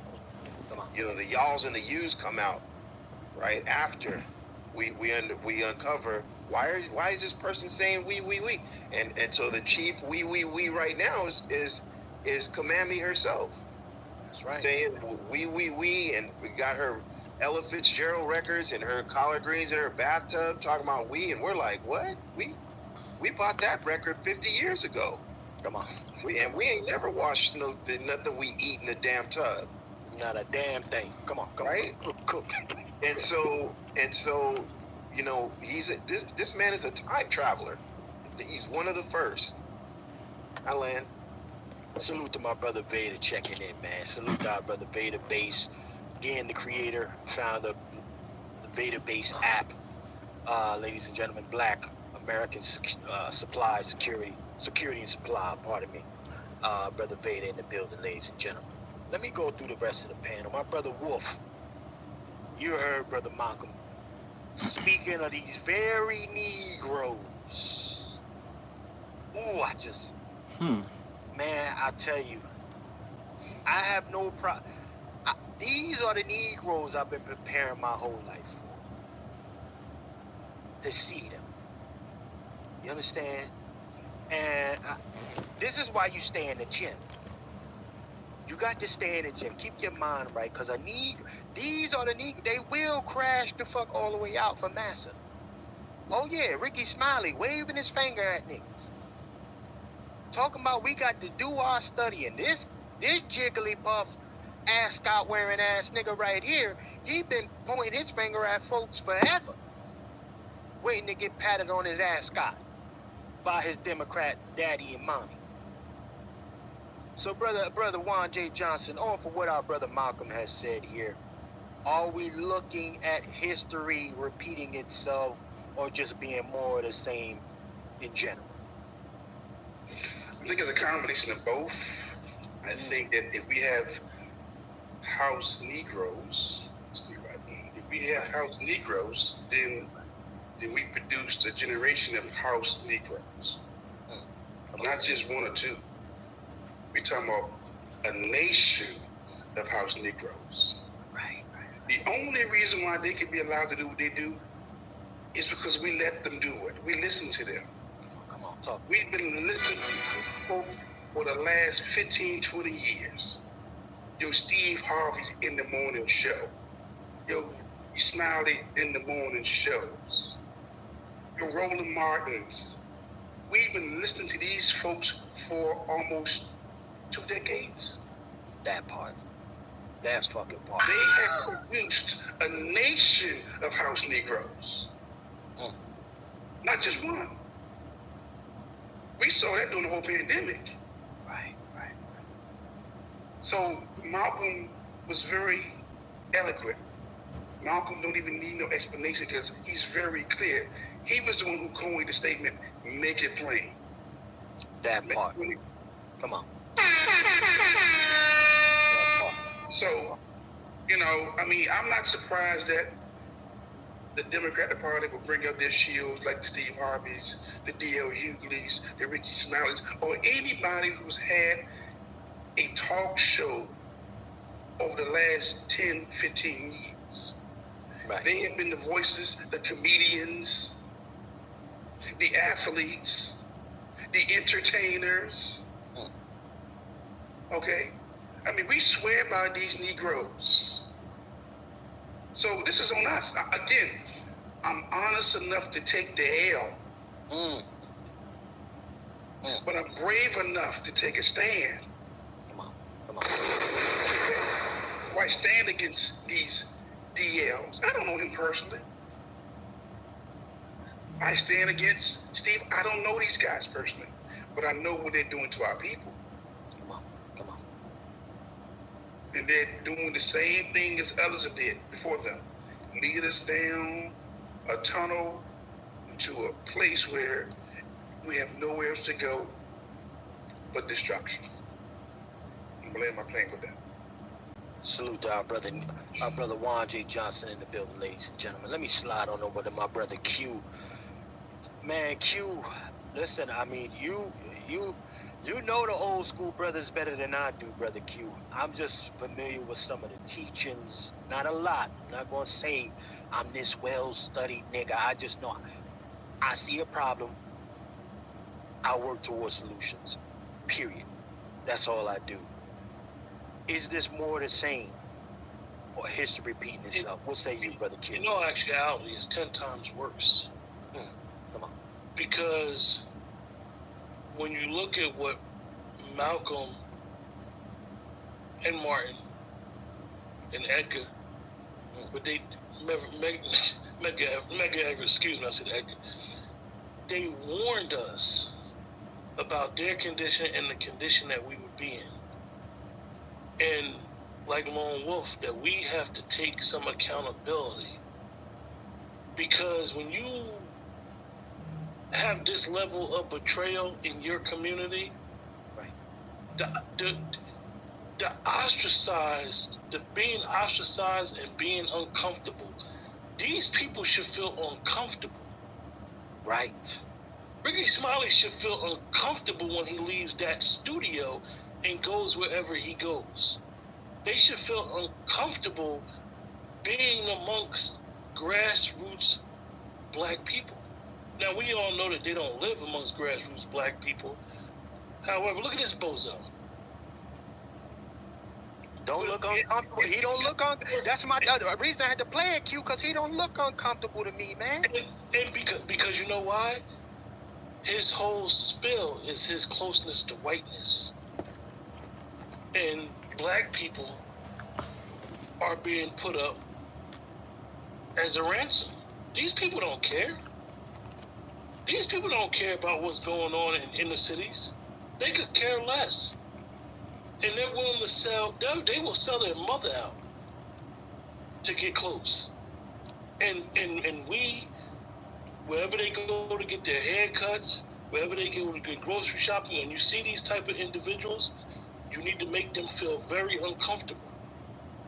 Because the reason why they're able to do this is because we've allowed it to happen. We've allowed it to become, like Lone Wolf said, they've been doing this stuff for 20 years. No, they've been doing this since we've been here. And it's time to punish such people. And by the way, as the white masses get angry, as Roland and them attack Trump and other people that white folk worship, they're going to collectively fuck us for this few that fuck us already. We need to cut our losses. We must punish traitors. The day that Roland Martin gets hit by rotten fruit and eggs is the day that people begin thinking. You need to understand that these people live in a world where they assume black people forever going to be as backwards and stupid as they've kept us. Come on. Okay? They've deliberately not offered, look, who runs the educational systems where the black kids don't know how to read and write? The Deltas and the AKAs. Who run the universities that are mediocre where black kids really don't learn but go into debt? The Alphas, the Kappas, and the Qs. Come on, talk that. They've systematically made certain that we were stupid.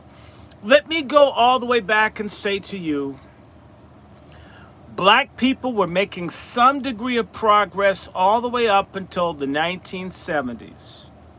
Boom. And in the late 70s, we started slowing down. By the middle 80s, we had stopped.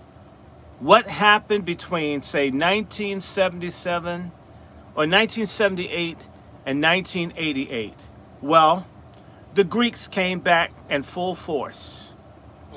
Because when you had black power, when black was beautiful, that shit went out. They're the antithesis of black freedom. They're antithesis of black pride. They're the antithesis of black liberation. They're the antithesis of black reparations. They're enemies, they're traitors. And I'll tell you, the reason that we don't have a morality around traitors is who runs the churches? The Masons and the Greeks. Jeremiah Wright is Omega Psi Phi. You think he's super radical? No, he does gay marriages.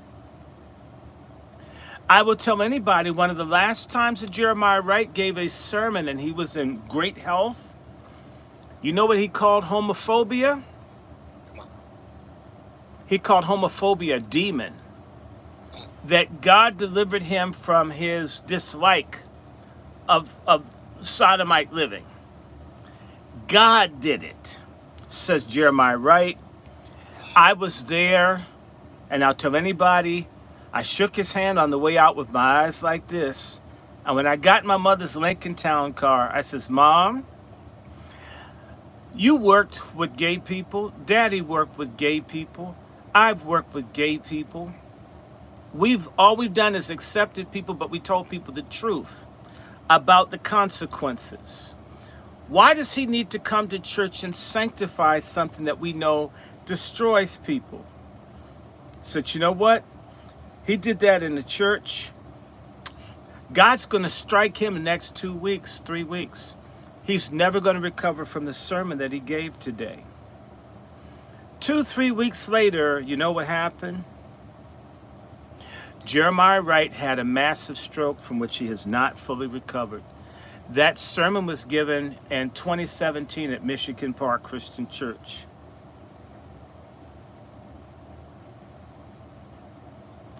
And I will go further to say to you, the National Newspaper Publishers Association has other black newspapers. Well, who runs the NNPA that's not saying anything, that's not educating people about Biden, that's not educating people about Kamala? Ben Chavis. Ben Chavis is a, what's that damn group called? A Sigma. Who was the biggest fag-hag congressman in the U.S. Congress until he died, God bless him? John Lewis. John Lewis is a Sigma. When you start seeing all this gay agenda and shit, these are fellow frats. They'll put, if their frat is on a gay agenda thing, they will get with him over the sanctity of the black family, the sanctity of the black woman, the sanctity of black manhood, the sanctity of black children.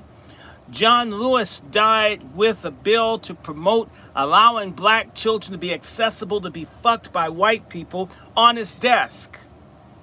And they'll tell you he's a hero. You mean if I fucked some of you guys' kids, I'd be a hero? If I pledged? The answer is to them, yes. Come on. This is, you wonder what? These are the people in the Congress that were black that voted for the Biden bill. Oh, many members of the Congressional Black Caucus supported the mass incarceration. That's why they can't criticize Biden. He can call out their damn vote. Let him cook. This was done by the Greeks in alliance with white supremacy, because just like with eugenics that W.B. Du Bois and the others promoted, he let it be known, Du Bois, that we need quality, not quantity. In other words, people like me need to exist, not broke black people. Every people have mostly poor, struggling people.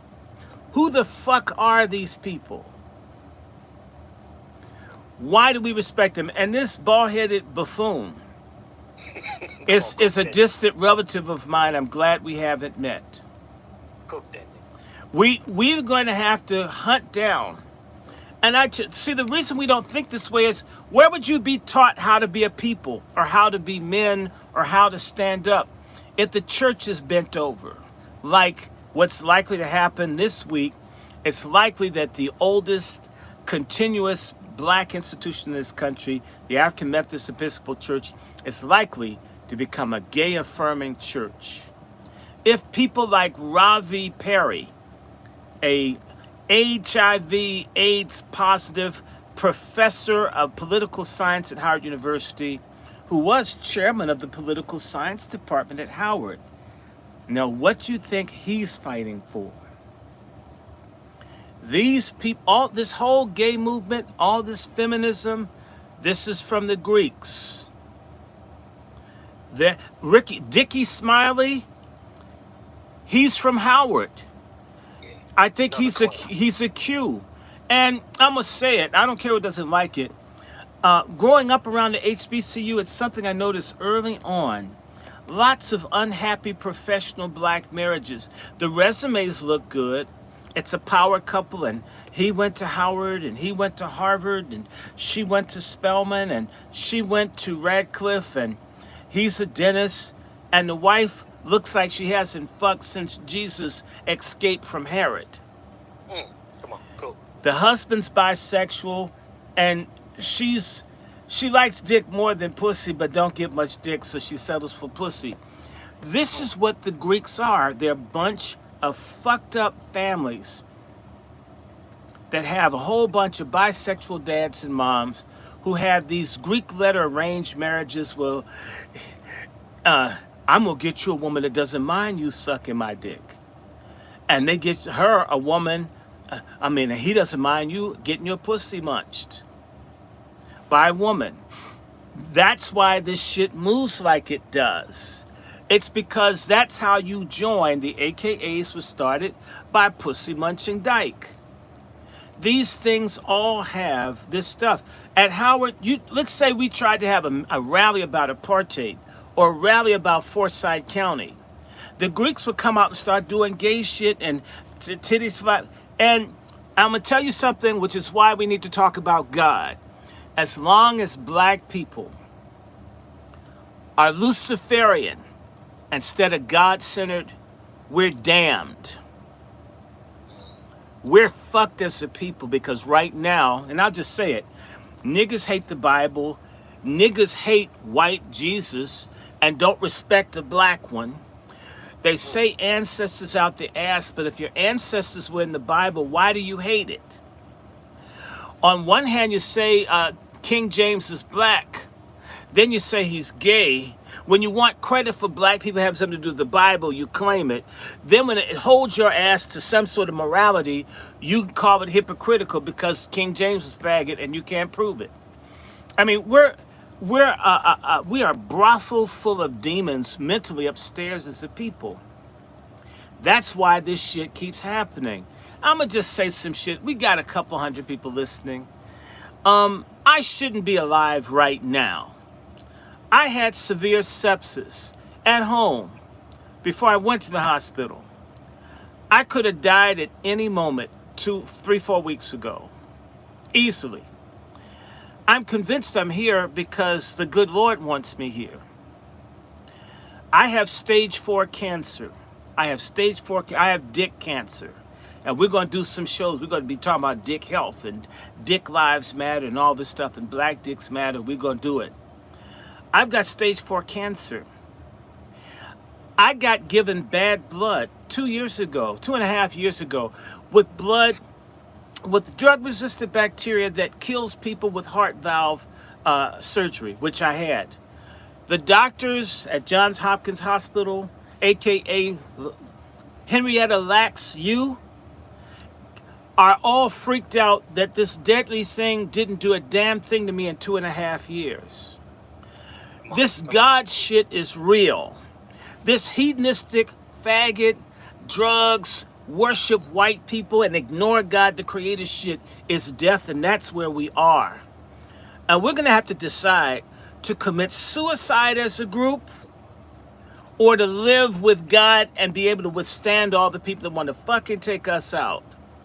And it's one way or the other. I'm going to tell you something. In the Bible, the Hebrews always had righteous leaders and corrupt leaders. The corrupt leaders were always for sodomy, baby killing, feminism. They've always been for that. Where you have one, you've got all three. The righteous people were for God, family, land, freedom. That's the split we've got now. And if you're not with God, any of you listening, then you're for slavery, genocide, faggotry, baby killing, and masculinized women. It's one thing or it's the other.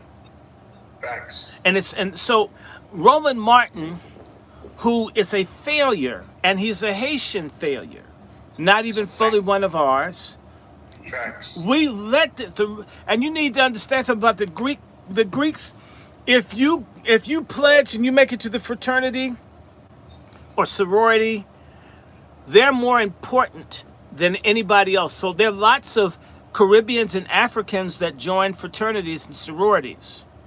That makes them have Black American status without any sacrifice, without any loyalty, without any commitment, with the traitor group that runs us. Which is why when they fuck us in the hospitals, like little nasty Africans had to deal with in the hospital, not many, but one or two, that were nasty enough for me to write up their asses in the survey. The reason that you don't hear anything when people's mothers and folk get killed in the hospital by these people, you hear silence because you know what? They were online with people from various countries. So a lot of the people that are Greeks aren't even FBA. The FBA takes white people. They'll take anybody. They just don't want the black masses. These people exist to exterminate us. Either we take them out or they'll take us out. Cook, goddammit, cook. They're skin jobs. Listen, we're here to have a conversation today, y'all. We're here to kind of have a conversation. It's not about being politically correct. These people have openly waged war on us. Let me play a little bit more for our brother real quick, just so we get an understanding of these house Negroes. Let me go ahead and play this. Let me play a little bit more of this. Brother Malcolm.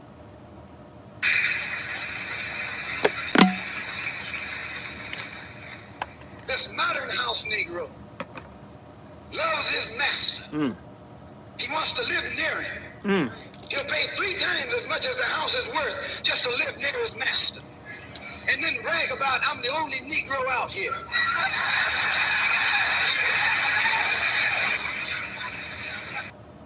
Hey, we all know those Negroes. I say he ain't lying when he say that.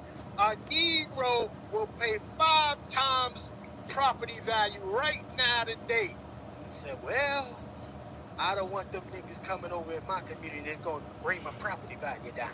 But you know what?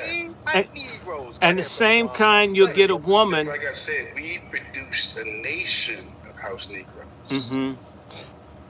I mean, think about it. We've produced millions of house Negroes who are no longer concerned about the survival of our beautiful, foundational Black American existence. They would rather be consumed by others. Right. They're in what we call the... what we have. And you're right, Dr. Short is right. we're going to have to, correction, we have to draw the line in the sand and be ready. Just like our white brothers right now, who are ready for a civil war, who are looking at where this country will be at the next 100 years from now. We must ask ourselves, where are we going to be in the next 25 years? The next 10 years? Real quick, Brother Juan, 1 second. I'm going to mute you, Brother Dr. Short, because you got a little back noise. And I'll go to you. Go ahead, Brother Juan. Yeah, because again, our white brothers see a bigger picture. They see the future of America. And, you know, look, I'm not aboard with Kamala or with Trump. I'm with myself. Self-preservation first. I'm tired of people wanting our loyalty, but give us nothing in return. At the same time, I'm on board with the scriptures. Because the scriptures is sufficient.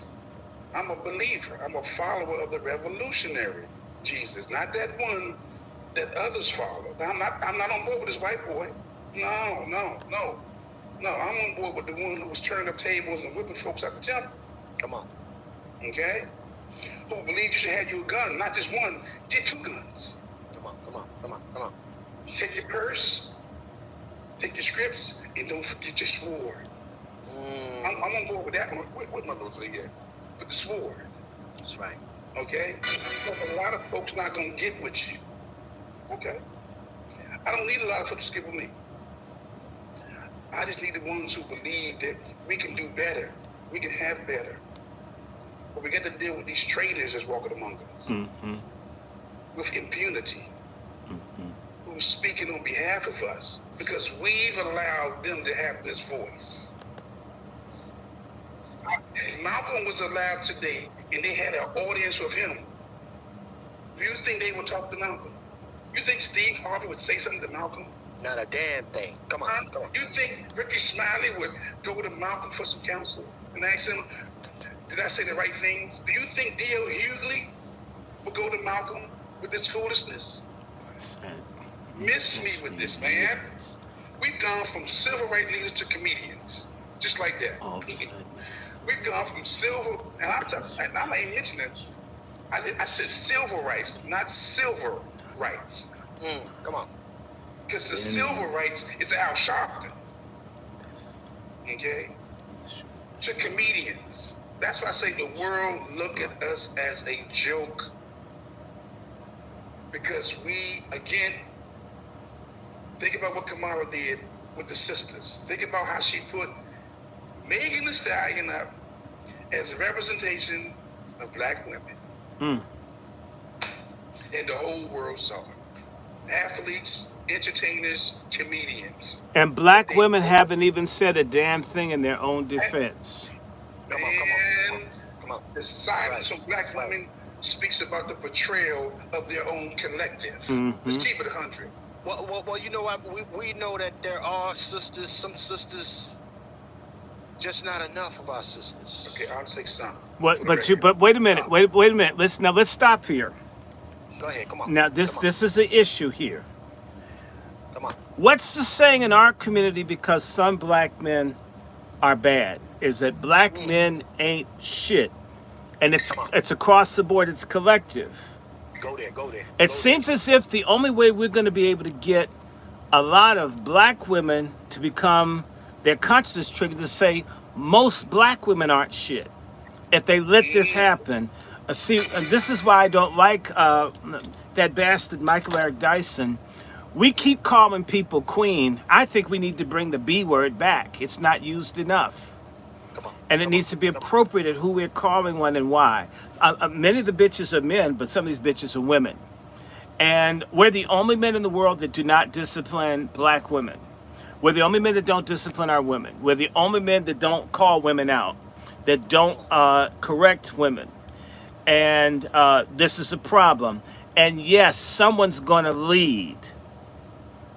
And somebody's got to follow. And I notice this shit. Oh yeah, we got to get behind the black. You never see white men or any other group of men run to get behind female leadership anywhere in the world.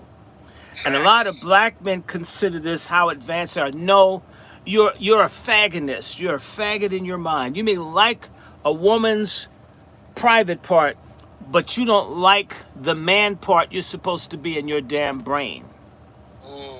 Come on. Okay, there's a problem with that. And I noticed this the first time when I was in elementary school.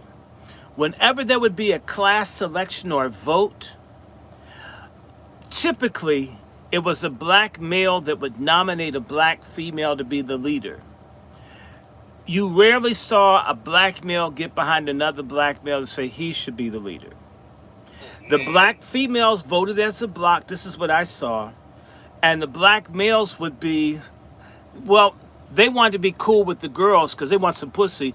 They're going to vote for the female for pussy. They're not going to deal with whether the person's good or not. This is how black men are. And as long as black men are as stupid as stray dogs in heat in the alley, where it's busting that nut here and now, and they're fatalistic, I may never get another chance to get my dick greased. Damn the future. Which is how black men think. That's not heterosexuality. That's suicidality. Cool. Genuine heterosexuality has a vision of a legacy. Family, patrimony, husbandry, offspring, destiny. It's not, oh man, I got to let I'm about to explode and I don't care. Because in reality, the same men who have no control over their penis will fuck a man as fast as they'll fuck a woman. And I refuse for anyone to try to tell me it's not the same, because in reality it has nothing to do with love or commitment or dedication or something that creates something that's going to last long. It's for the moment. And that's why a lot of these young kids that came up without any structure, girls and boys, flip back and forth between male and female. They're gay, they're man one minute, a woman the next. I'm gay, I'm bi, well, I'm non-binary. Whatever it fucking strokes me. That non-binary is a word, but non-binary has been here a long time. Actually, binary means there's two and there are rules. Non-binary means there's many and there are no rules. And we've had a lot of black people that are subversive, degenerate, rebellious scum that do every and any vile thing. And they don't deserve our protection or respect. And I'm sorry, the minute, in fact, let me say something to the men listening. I've worked with people, multi-ethnic, 40, 50 different ethnic groups. When they would see black women yelling and screaming and acting out of order, they didn't look at the black women. They looked at black men as weak, child. Because, you know, that doesn't happen for the Spanish. That would be shut down. They tell the woman to shut up. Man, you can't tell her to shut the fuck up. A lot of stuff would be cut off if people were told to shut up. Well, you can't tell her to shut up. You can't do that. Well, then how do I have any authority if I can't check anything? Well, you have to use psychology. This is what these little bitch administrative women in the school would say. Now, they would be all kind of shitty towards male teachers, can't control these unruly bastards of these whores who lay up with everybody. If you halfway corrected a youth, oh, you hurt him, you have to use that woman be the first person to be super forceful, violent, and abusive. It's okay if women tell people to shut up. It's okay if women put their, but don't you, especially as a righteous man, do anything. Same way a woman will get with a man that will kick the shit out of her every day if he's abusive. But if he's righteous, he can't ask her to do stuff, and it's a challenge. You won't dare use, and I'm not encouraging force or violence. I'm saying the respect should be there where we just talk to each other, but that respect isn't there. And the answer isn't violence. The answer is we're going to have to, the same way that we have to walk over cadavers, we're going to have to take our young men and maybe some of our women to other cultures and marry them off to people that want to form families. Because the rot of the ones who do not want to be wives or husbands is too many. And so Hold on, gentlemen. Hold on. I have my brother Vader. My brother Vader been waiting in the wings real quick, and then we got to swing the queue. We got to get these brothers back in the conversation. Brother Vader, what's on your mind, brother? Talk to me about this, man. It's debacle here. Come talk to me. I'm just listening to everyone with their submissions, and if you play the two videos that you did back to back, you know, Martin and Malcolm, right? And I don't mean to be disrespectful, so I'll say Dr. Martin and that's right. Yes. And our prophet, Brother Malcolm. If you play them back to back, one person clearly defines the mission, and the other clearly tells you what the mission obstacles are going to be. And so for having a blueprint for what we're supposed to do and how we're supposed to get it done for decades and then not accomplishing that, we gotta look at ourselves and realize that we didn't do what we were supposed to do. We had everything that we needed, and so from this point forward, we gotta execute the way we're supposed to. So I'm just gonna land on that. Hey, Chef, I just have to add this. People need to remember that the black leadership that would have done what Brother Vader's talking about, they were all destroyed by the Boule. The Boule had agents on site to watch Martin Luther King be shot. That's Jesse Jackson and Billy Kyles. The Boule signed off on Medgar Evers' assassination. The Boule was aware, and the Boule helped spy on Malcolm X. People need to understand that the Boule cooperated with the murder of civil rights workers in Mississippi. These people have gotten black people killed. The Boule conspired against Robert Williams, the guy who wrote the book Negroes with Guns. These people have actively worked with people to assassinate the true leaders in our community. See, only a small percentage of any population is leadership. I mean, this is a problem that I have with black people. We actually have internalized this white saying that a nigger's a nigger. It's not so. They're geniuses and they're mediocres. They're banals and they're pathetics. Right. You're not going to meet somebody like Lone Wolf out of 10,000 people. Just because he's black doesn't mean he's just like George Floyd. We have such disrespect for ourselves when we see a black person that's genius or talented. We take it as, well, yeah, he black. Instead of, man, that's a genius guy. I absolutely need to connect to him to get where I'm coming from. And it's like meeting a brother Negro. You can see Negro's genius. Rough around the edges is genius. I'm going to take time to talk to him. I'm not going to say, okay, well, he reads a lot of books. We don't respect or like each other enough. So when there is leadership abounds in our community, we don't want it because we need it to be gaudy. We need big cars. We need a jet. You need to have a mansion. You need to do all of this stuff. You have to be a sellout to have the trinkets and the baubles and the bullshit that dumb fuck black people need before I can recognize that you're right. It's the same way I tell people, I advise people all the time. Do this, do that. And they say, well, you don't have a car. You don't have a house. What does it have to do with whether I'm right or wrong? Okay, and I'm going to repeat the story I told people. And last time, the Jesuit, the expert, said black people lack a committed, dedicated, truthful cadre of men that look out for black people's welfare. And every time you see a black person emerge, whether it is Huey Newton or any of them, the Boule has helped target them and kill them and destroy them. That is their mission. And so in reality, we need to understand when you see leadership, you rally to it. If I were a white man right now and I was a white supremacist, I would have 1 million followers. I'm not saying I even want 1 million. Being black and being right and doing shit, you know what? That hasn't mattered a fuck to large numbers of people. Yeah, he was right about Kamala 6 years. God, do you realize that's called profits? Okay?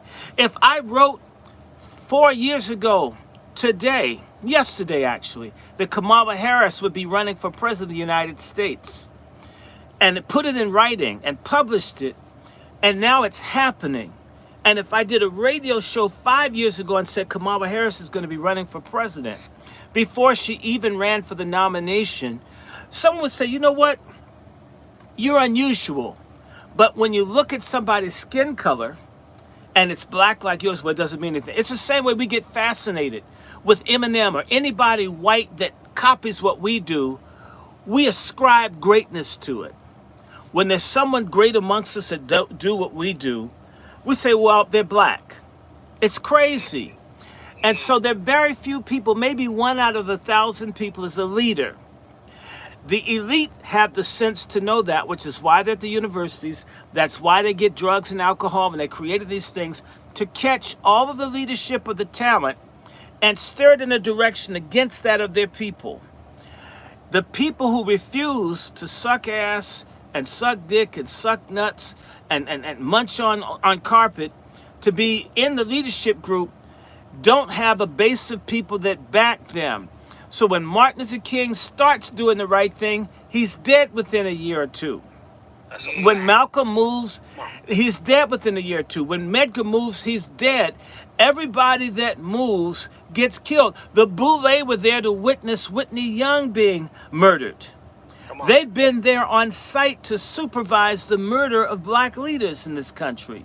This is how wicked these people are. So as a result, like you say, Dr. Short, I would have never been Dr. Short unless somebody white that wasn't in the Boule demanded that the Boule give me my degree. I wouldn't have gotten it. The Boule decided I would not have it because I defied them. So this little doctor's degree, you hear me, I wouldn't have gotten it. I fought with the Qs of being a little bisexual.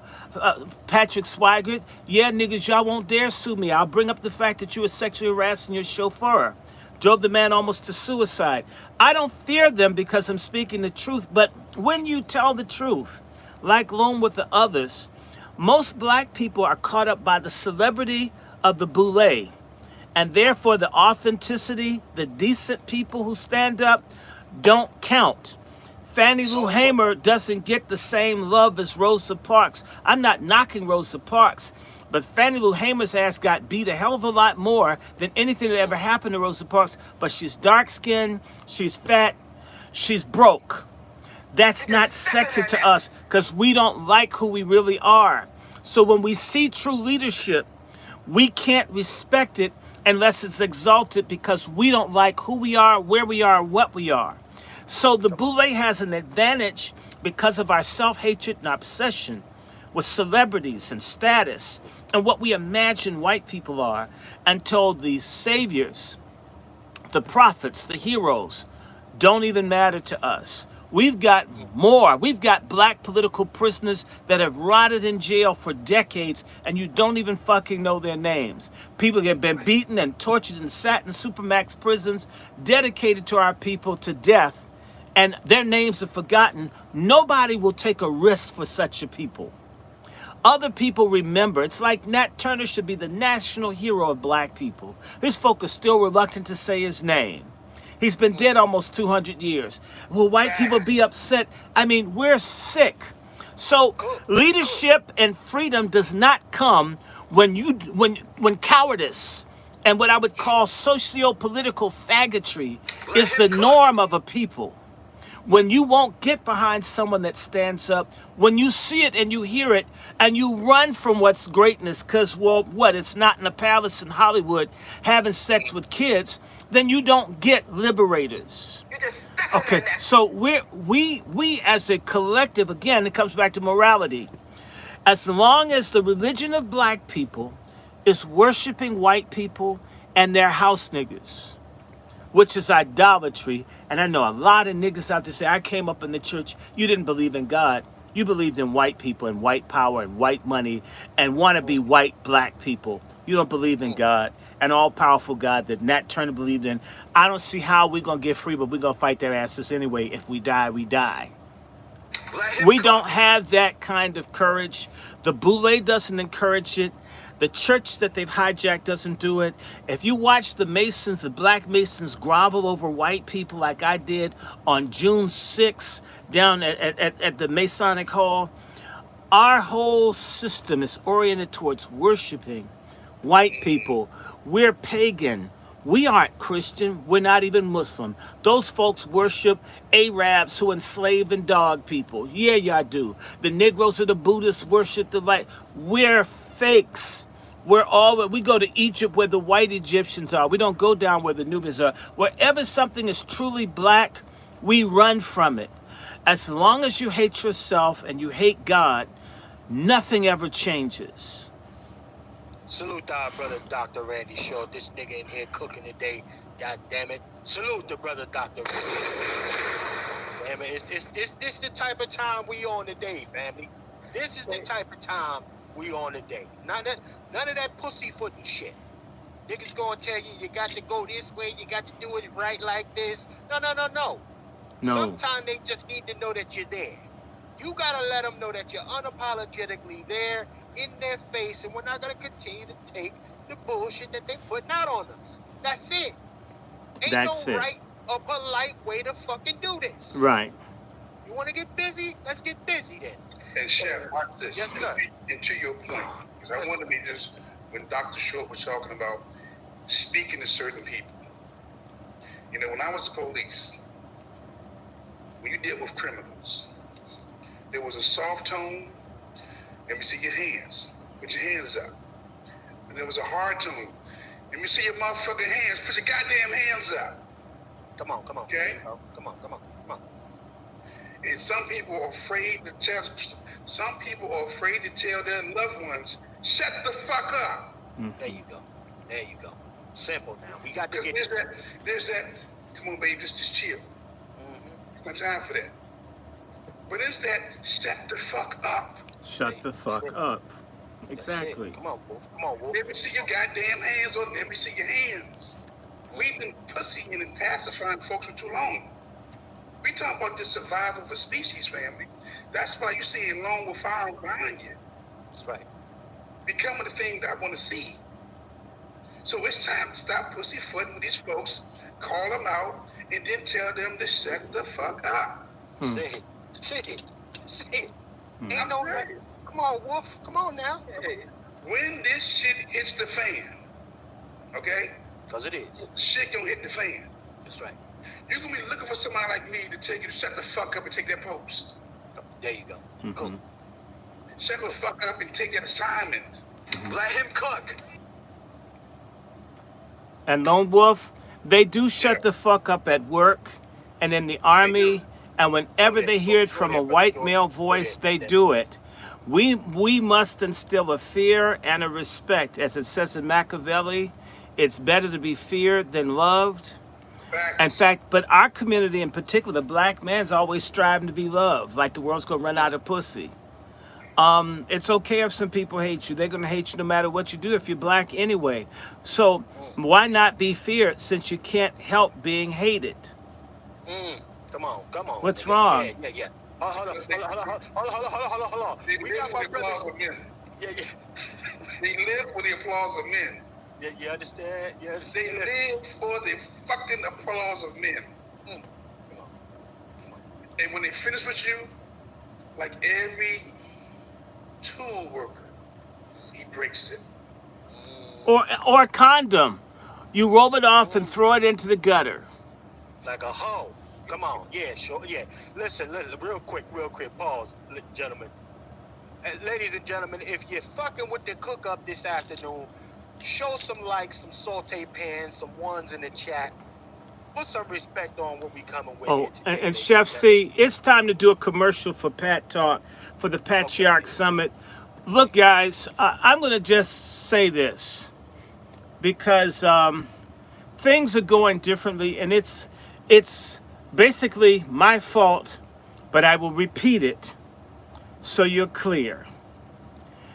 We need about $1,000 to really retire all the debts we've run up to do this Patriarch Summit.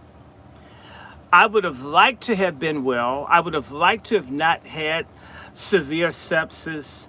I would have liked to have not learned that I have stage 4 cancer. I repeat, I have stage 4 cancer. Thank God I know this. I don't think I'm going to die, but if I did, I'd like to have left this life saying I did something to rescue my people from the shit that they're in. Chef C has gone into his pocket. I mean, hell, I end up having to be in the hospital for 2 weeks, and I got this Billie Holiday shit on where I have to keep taking. They gave me such dangerous blood until they're giving me double the amount of antibiotics for an extended period to clean up the mess that somebody made in a hospital 2.5 years ago. So it's almost like I got assassinated, but I survived. I would like to, and I need to let y'all know, I'm going to go public.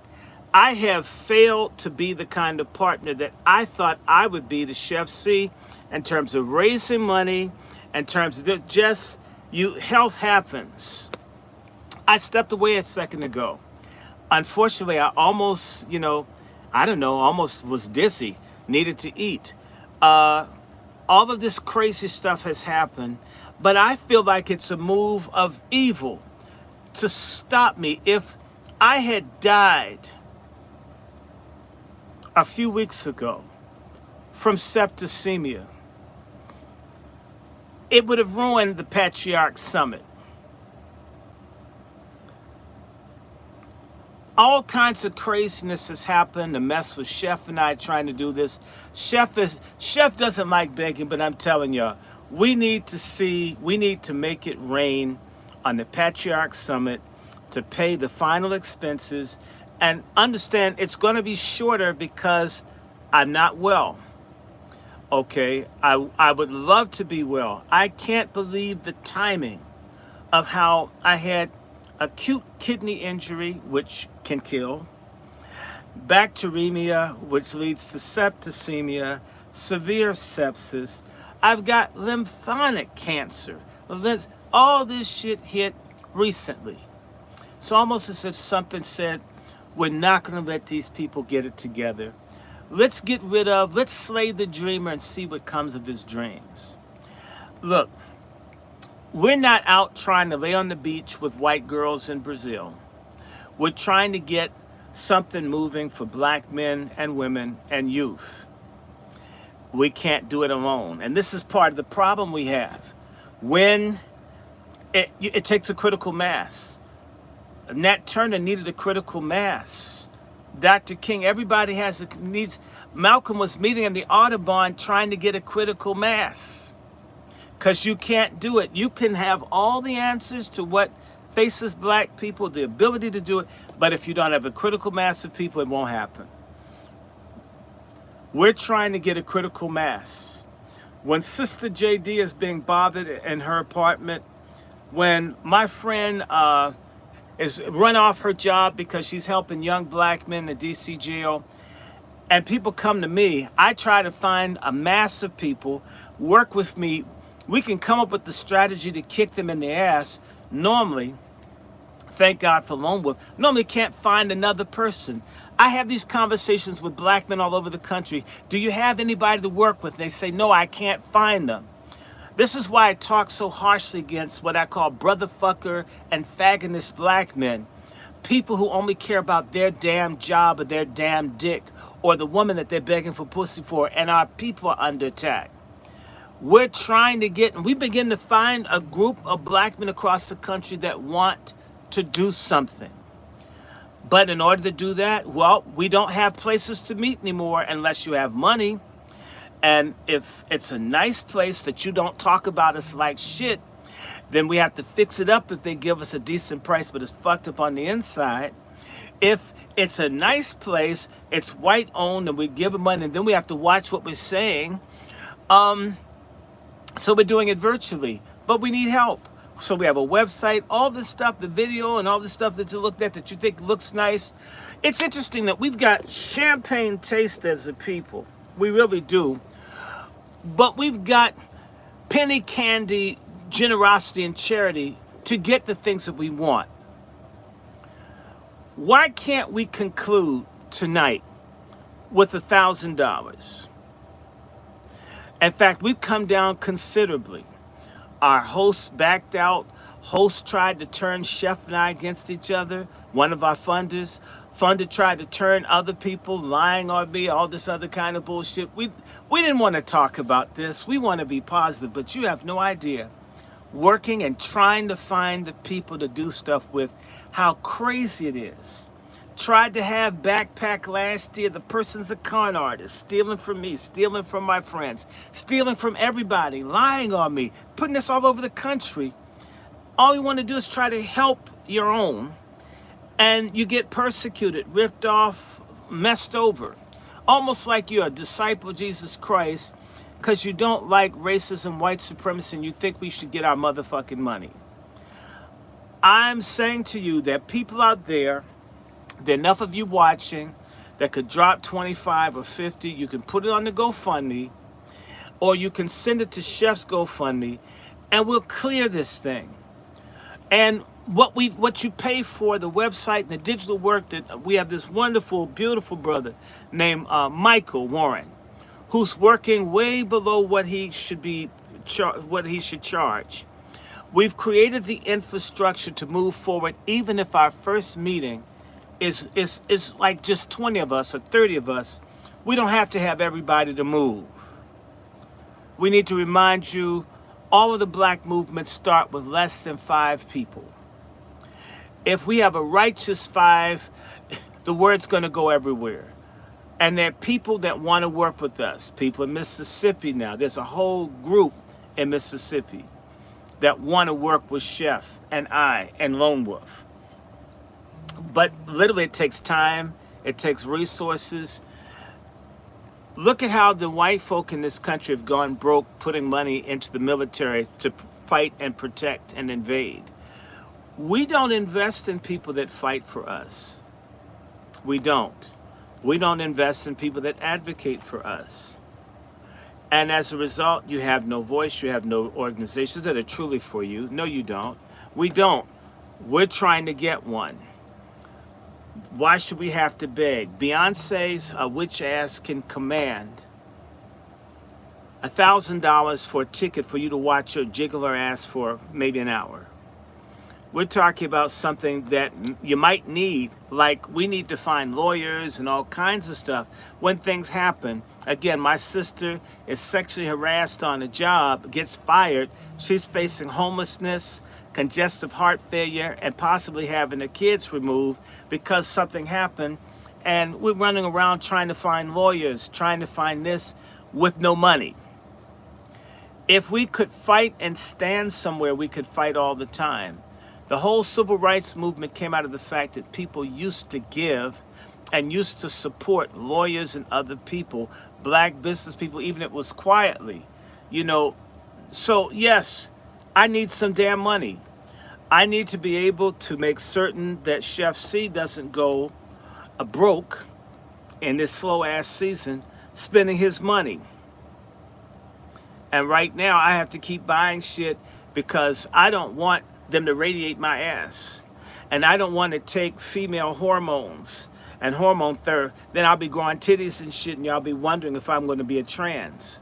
So I'm buying all kinds of herbs and shit. It's expensive. But I don't want them to kill me or toxify my body any worse than what it already is. So I'm being real. Most people, if they were dealing with the cancer, stage 4, would be panicked and frustrated and all that. I'm not. I've had, like in the last, all this death shit, people wanted to kill me in the hospital. I've been dealing with death for a lifetime, and as long as we're living, as the scripture says, yea, though I walk through the valley of the shadow of death. Life is nothing but a walk through the shadow of death because everybody's going to die. So I'm not trying to be morbid. But for all of you that follow, y'all should dig deep and help us retire this debt, and so we can begin to work on the WASI Summit. We're in this to win it. And I want to say thank you to everybody that has given. Give some more. We're moving forward. Show me another place where you can get so many black men that are not trying to clap their ass to talk about issues on a regular basis. And we got a lot more. Want to let y'all know, if I believe I will have I will be a retired person within days. I will have an ability to greatly improve the presentation of what I'm doing, but it always takes money. I know how Negroes want Hollywood production, but we're the ones that gave the capital for the white folks to have all the shine and all of the sparkle, and we didn't do it for self. So you got to start somewhere. I absolutely want your help for us to build our own house. We give time and we need resources. And by the way, I'm encouraged when I see people give, because at least lets us know someone appreciates it. The scriptures say where the heart is, there's the treasury. If black people haven't invested in their own army and their own nation, it means that we don't love ourselves. Our heart is with our enemies. If you're not like that, can't keep Malcolm from getting shot, can't bring Dr. King off the balcony, can't help Mark Clark or Fred Hampton, but you can help Chef C, who's been carrying this all the while, been in the hospital, hasn't said anything to me. Chef C is a real jewel. And I'm speaking because I'm like, damn, I'm failing. I got this great brother, and damn, I got sick. And every time I say, I'm going to get better, I'm going to get better, I was telling Chef C, I'm going to be up, Chef C, I'm coming, Chef C. And every time it's more and more bad news from the doctors. And my hospital bed, I felt like fighting. And I don't give a damn about stage 4 cancer or stage 2 cancer for the other one. I don't give a damn. I want my motherfucking money. I want freedom. I want unity. I want solidarity.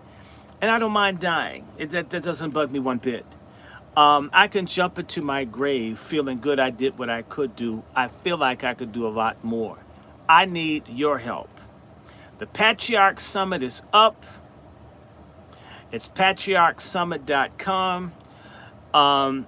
You can send it straight there, but make it rain. Chef has been taking time away from his business to do this. I need your help. I don't want Chef C let down. These are younger brothers working with the old ass, almost boomer, but I'm an Xer, working to help an old broke ass white haired nigga like me try to do something. And that's Negro too. As broke as his ass is, be sending me his book money, checking on me. I appreciate the brotherhood. Same thing from Brother Juan, Brother Twizzle. This is the beginning of more than what it seems. I could say this to you. There are a whole lot of niggas, they just talk. They're making money and they're talking. They're not talking about organizing, they're not talking about movement. They're talking about their own business. And a lot of what they do is good. I'm not going to criticize. We're talking about doing something and more than that. So the brothers in Mississippi who reached out, who sent me books that want to work with, people are beginning to hear about it. Our people have been let down and disappointed so many times until they're reticent and reluctant to reach out because they can't tell who's fake and who's real. I'm real, okay? And if I told you I have dick cancer, believe your ass I have it. If I told you that I could have been dead, it's real. I'm fortunate to be here. They didn't even tell me how close to death I was when I got to the hospital. But I'm here for a reason. What are you here for? Is this entertainment, or are you serious about doing something? And it doesn't take everybody. There's one person out there that could just take care of $1,000. And we're not even asking for one person to do it. But we've got 48, we got 88 people, and he's got some. I've got almost 100 people watching. everybody could give 10, or everybody could give whatever, 15, and we'd have something left over. You don't have to travel. All you have to do is plug in. It's all been provided. Patriarch Summit. It's the 24th. Brother Dr. Short, So, definitely, man. I appreciate you dropping the commercial. Ladies and gentlemen, we're going to take a brief commercial, but again, I want to salute to everybody that's checked in with us. My brother Black Laren, RD, salute. My brother Freezy from No Captivity. If I miss you, my sister Star, we got Clever in here. If I miss you, drop your name in here. I'll put some more respect and on by your the name. way, we've got to thank our moderators, Sister Star, Absolutely. Sister Quiet Scales, Sister JD, Sister Miriam. In fact, you know what? I'm going to say this to the black men listening. I mean, it's going to be, I pity the fact that I've got to say this to you. But I know that when we start working with the women, they're going to put the brothers to shame. And I don't want competition between men and women.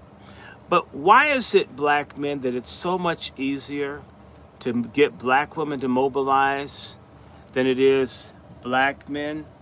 Why do we run away from greatness? Why is it when there's a problem, if you've ever had a job, you couldn't get a committee of black men to stand up, yet the illegals come in and they rock and take over and the country can't even speak the language? Why are we such fags? You know, you get drag queens that fight harder for deviance than black men who are straight fight for the survival of their species. Why are we like this?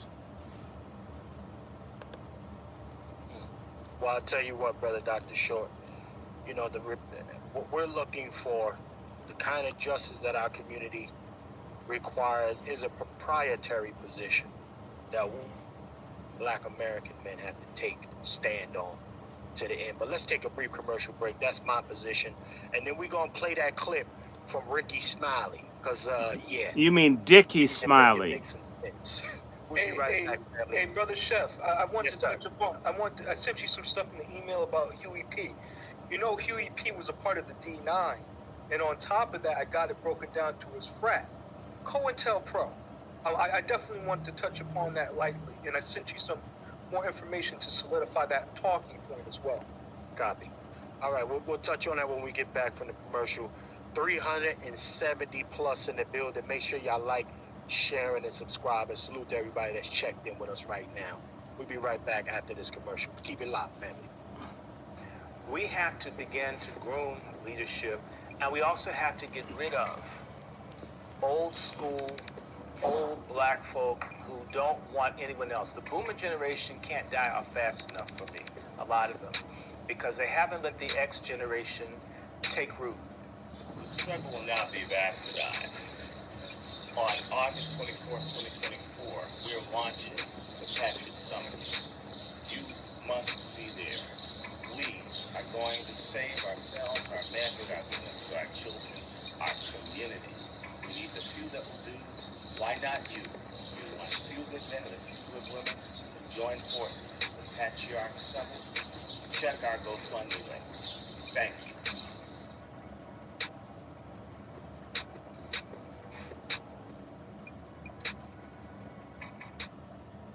Yes, indeed, ladies and gentlemen. Yes, indeed. Make sure y'all go over there to the website, patriarchsummit.com. Get your ticket. So much value going to be provided on that day. You know, actually some digital tangible assets you can actually print out as well and use from some of our presenters. It's going to be a jam-packed day of value. But with that being said, ladies and gentlemen, let me play this Ricky Smiley clip. Now, this is one of the first people that we got to get into. Pause. Okay? And listen, I'm not even gonna get no big story. Let's get into this thing, y'all. Let's get into this. Fair use. All right, fair use, family. It's a family. Sports is the front page on the Ricky Smiley Morning Show. All right, 24 minutes after the hour, y'all got your front page right here. Maria, good morning. Here's what's happening in news. Vice President Kamala Harris and Governor Tim Walz of Minnesota held their first joint campaign rally together in Philadelphia. Kamala Harris praised Walz, going down his list of titles from coach to congressman and even military veteran. She ended his introduction, Ricky, saying, and in 91 days, the nation will know Coach Walz by another name, Vice President of the States. Are you excited about Tim Walz? I already know the answer to that question. Always. What excites you the most about him? Just that he's just a regular, like he reminds you of your high school principal. He reminds you of your high school football coach, and he was a football coach that led his team to a national, not national, but to a state championship. And he is just awesome. He's for the people. He stand up for women's rights, and he's a popular governor in the great state of Minnesota, which Trump won in 2016. That state was picked off by Joe Biden, and I think we'll definitely get his state and the state of Pennsylvania as well. Either one of those governors would have been a great choice for Kamala Harris. I'm just sick of the black people on the internet talking about I'm not with her. Okay, so if you're not with her, that means you with Trump. Y'all need to block every last one of their asses on Facebook and on Instagram and social media and stop. Like that's just garbage. Yeah. It's just garbage. Everybody got to find can't agree on a damn bucket of chicken. All right, let's agree then.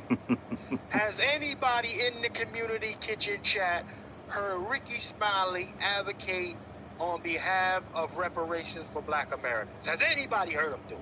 No, but he spoke against it. He spoke against it, though. You know what? Can we agree? I bet you that. Hold on. Let me use the same rhetoric. Ricky Smiley, can we just agree that Black Americans need reparations? Can we just all get on the same page, you bitch? You know what? Sick of these niggas. If they were talking about reconstructive surgery for people whose buttholes have been tore up, I bet you he could get him on there to do that. And that's why I'm doing this. He's just sucking the white man's dick so hard, he should have been born with a white penis instead of a tongue in his mouth. Come on. Brother Q, I ain't hear from my brother Q in a minute. Brother Q, talk to me about this slip and slide, wide glasses, bow tie wearing hoe right here. Talk to me. It's funny that he said what he said because obviously he didn't do any research. I happen to live in Pennsylvania. Pennsylvania is not going to be easy for either candidate to win. Actually, Trump was 2 miles from my house yesterday doing a big rally. They turned a bunch of counties in Pennsylvania red. You know, it's sad that this guy thinks that he has that much of an influence to have that much disregard for people that's not with Kamala. Hold on 1 second, brother. I went to Howard with Ricky Smiley.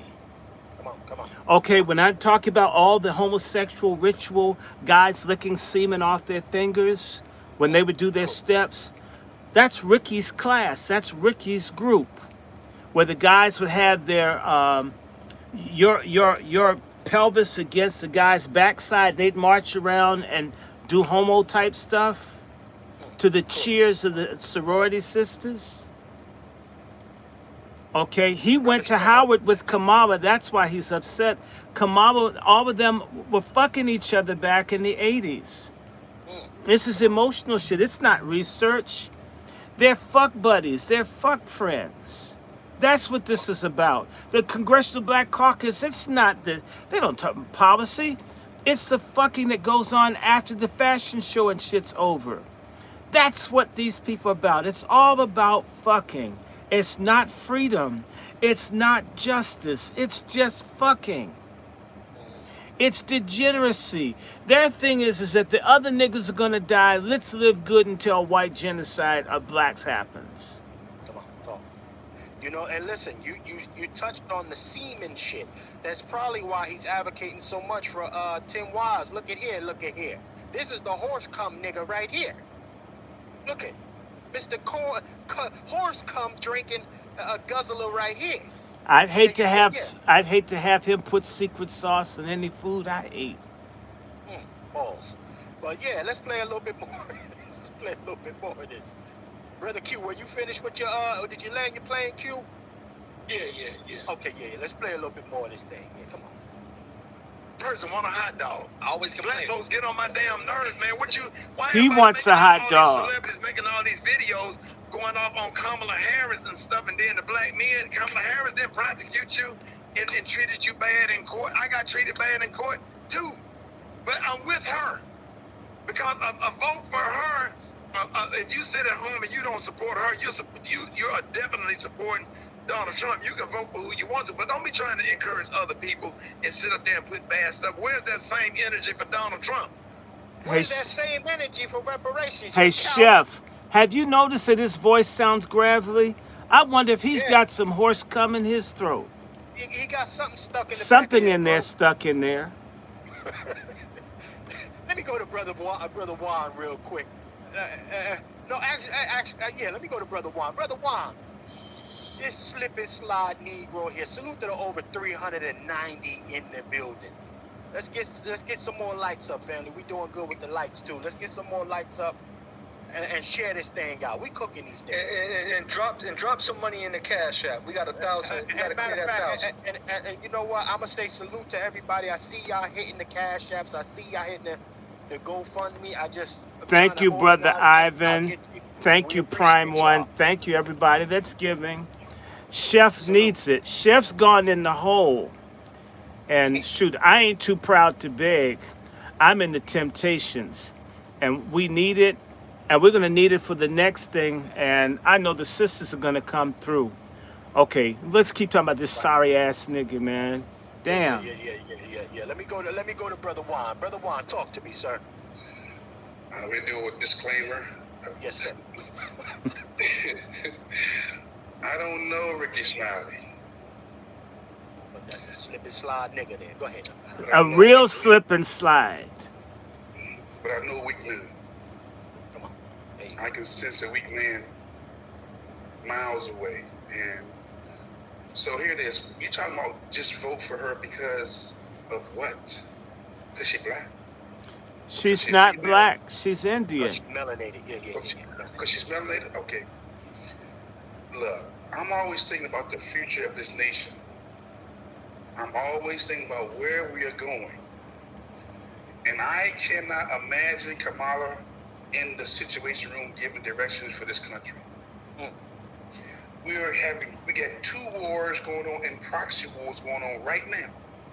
And you're going to tell me that you feel comfortable with Kamala Harris giving instructions on the survival of this nation? And what's that Donald J. Trump is the worst person when he's already been at the helm for 4 years? That's right. See, the disrespect I don't care for is you're treating a man who already had the position like he's never had the position. You know, and you know what, Lone Wolf? Let me say this. What's Kamala going to do? Give Putin or Jinping a hand job?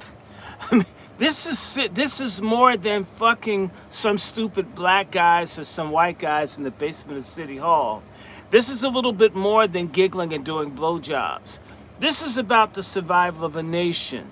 Yes. And a hoe, being a hoe, maybe she's good at it. Look at how far she's gotten, them big, powerful jaws she's got. But that doesn't make her a stateswoman. She's not Margaret Thatcher. In fact, frankly, I think Megan Thee Stallion is smarter than she is. I had a call from Tanzania today, and the guy that I know, I went to Howard with, had a buddy who worked for Kamala Harris when she was district attorney. And he said that Kamala Harris was such a dishonest person, she hated for people to look her in the eye. She was shitty towards people. She didn't come to work. She was lazy. She didn't like working. That's hoe behavior. She's a hoe.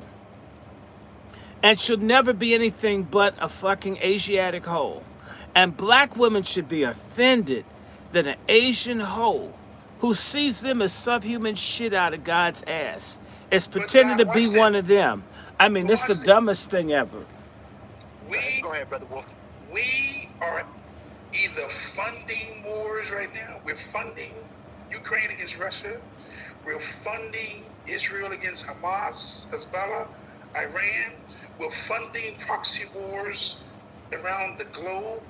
And you're trying to tell me that you would rather have a woman in the office doing the job that men should be doing, making the decisions that men should be doing. That speaks to the feminization of the males right now. That speaks to the emasculation of males right now. That black people, they're so enthralled with having a female in charge in times of war. I would never put my woman out before me in times of war. It's the man's job to fight, to stand up. This ain't about no popularity contest. This is about the survival of this nation. This is about war. And I can't in good conscience vote Kamala Harris in, knowing that the survival of this nation is at stake. This not about being no first black female, nothing. No first black woman of color, nothing.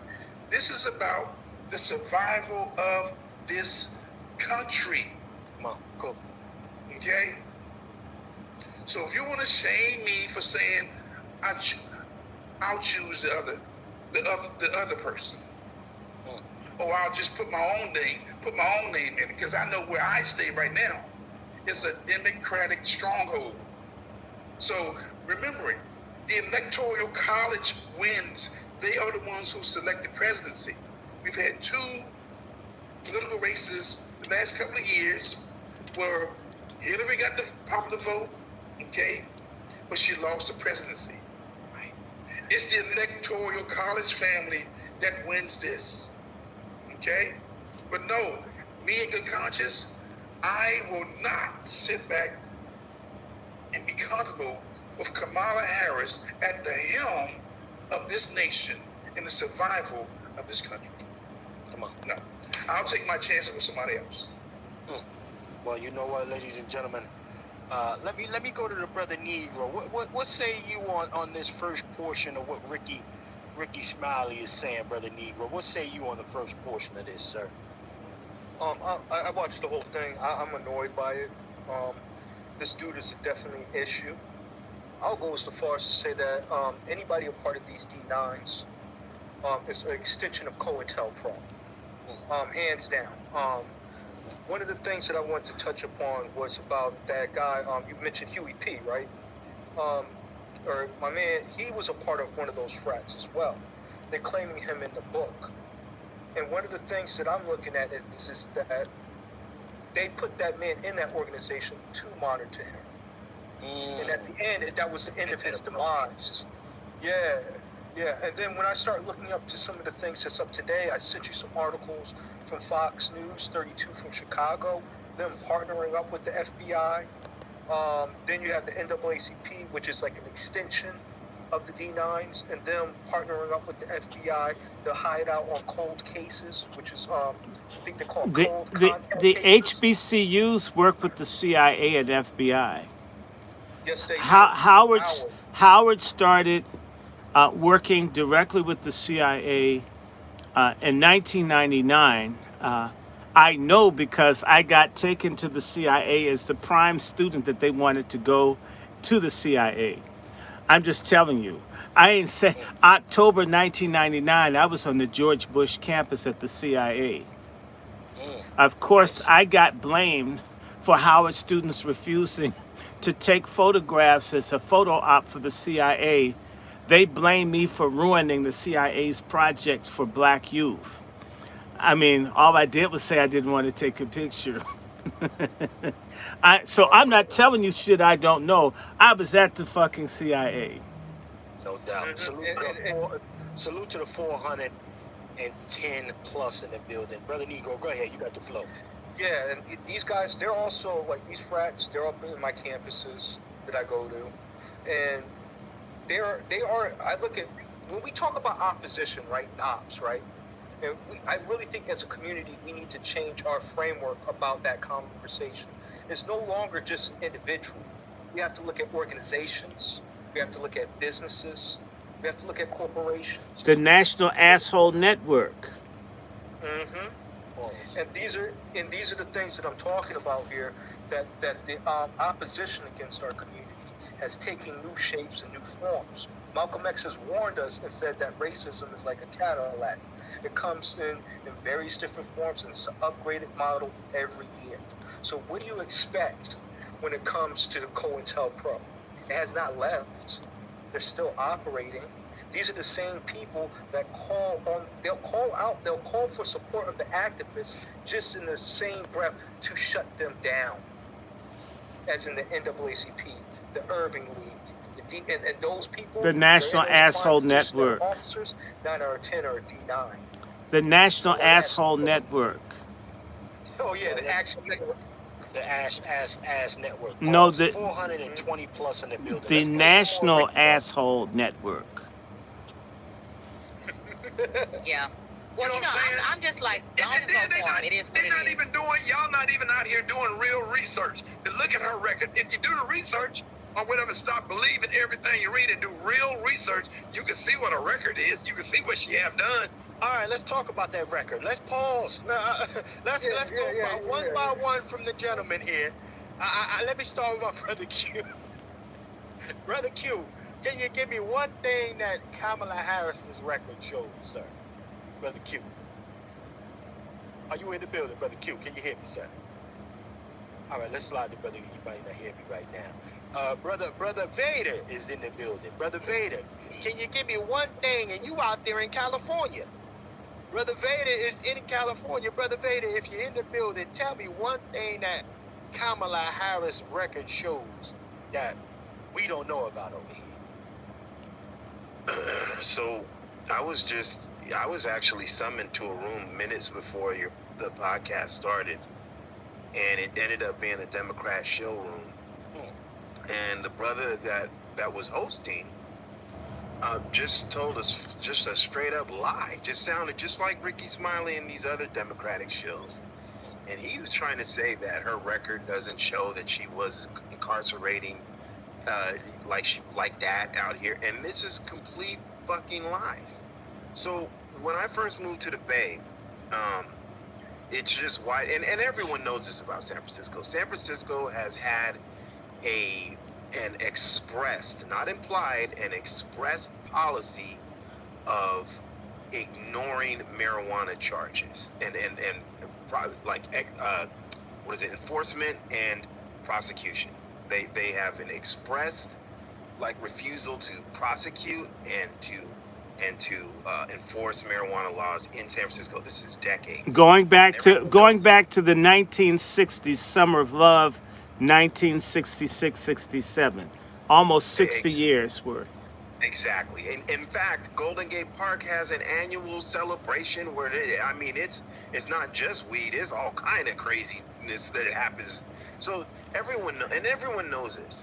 And when Kamala Harris became the DA of San Francisco, the numbers of enforcement of marijuana laws and convictions just skyrocketed, and she specifically deployed units for policing areas, which were the 3rd Street corridor, which is that's where there's only 3 places that black people live in San Francisco: the Fillmore District, the 3rd Street corridor, and then Bayview, Hunters Point. That's the only 3 places that black people live in San Francisco, and the convictions, the policing, all that shit just skyrocketed in those 3 neighborhoods when she became the DA. Okay, so and that's her record. Can't nobody lie about this shit, right? It's fucking plain as day. So that's her record as it stands out there that most people don't know about. So I land on that. Cook her ass. Cook her the fuck up out the way. Brother Wolf, yeah. Brother Wolf, let's continue with this record, this record that we don't read. Niggas ain't smart and not doing research. Let's add another layer to that uninformed position that we're having as black men or black America in general. What say you about Kamala Harris? So I'm gonna say this again. I am not against the illegals or anybody coming across that border without the papers right? Okay. And she was the border czar. Come on with it. Let's keep it 100. Come on. As a matter of fact, you want to know what she did for the last 3 years? Come on.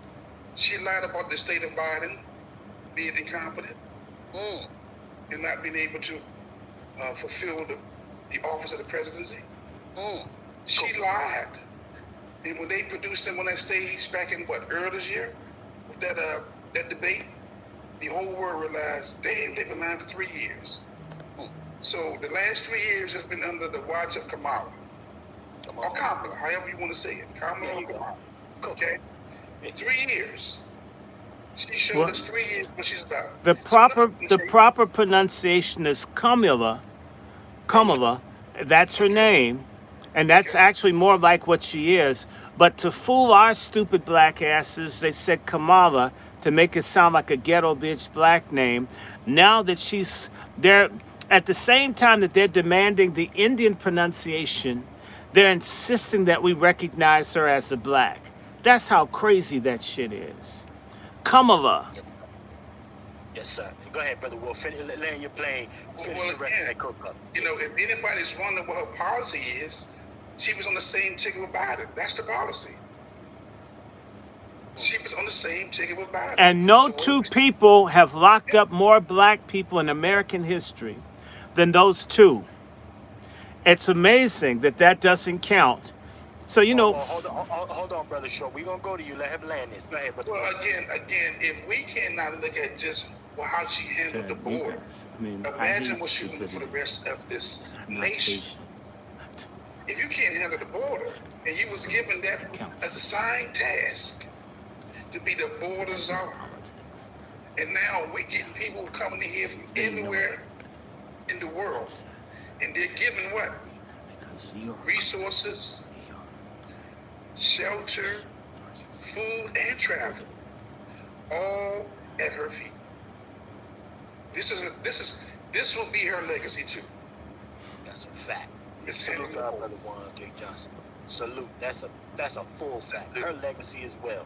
Let me go to Black Native says that any man that put on a dress can't tell me a damn thing, and that's 100.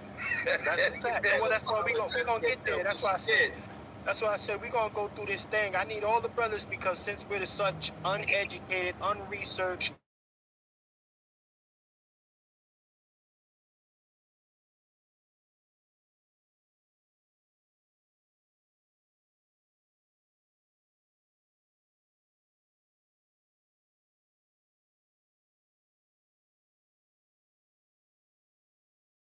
Kamala makes perfect sense to me.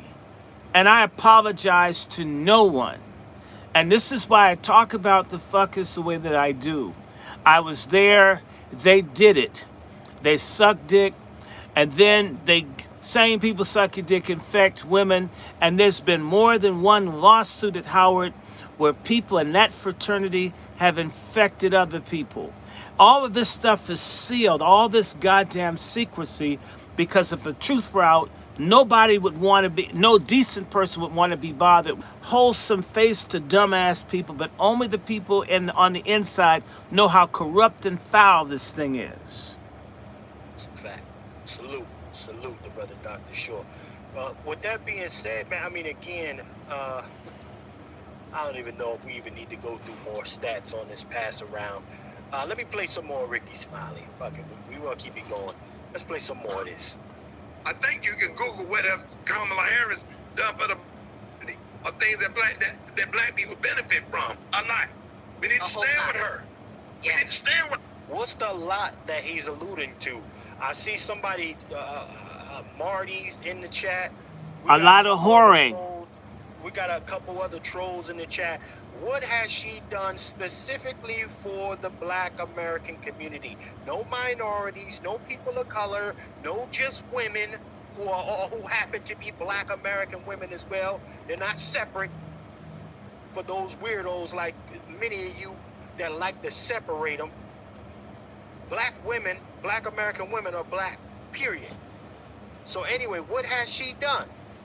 Since we got a couple people in here caping for this raggedy pass around. Blowjobs. And I ain't even a Trump guy. Let's keep on going. Her. She's great. She will make a great president. And what a blessing to be living in the time where a black woman can become president of the United States of America. In our time, we get a black man and a black woman become president. That's unheard of. 2 immigrants. 2 queers. Come on. There you go. What the hell is he talking about? These Negroes, but these are the ones who got these mega mics. They got the mega mics because Daddy put the wheel behind them. Why? Zaddy put the wheel behind them, and then a bunch of Negroes who worship what come out of these TV monitors love these folks. And that's why what we're doing is so important. Because before us, they was all trying to make us one big Negro. One big Negro. Just take anybody and everybody in. And that's why they get this pushback right now. Because we got to delineate like never before. Never before. Never before. Never before.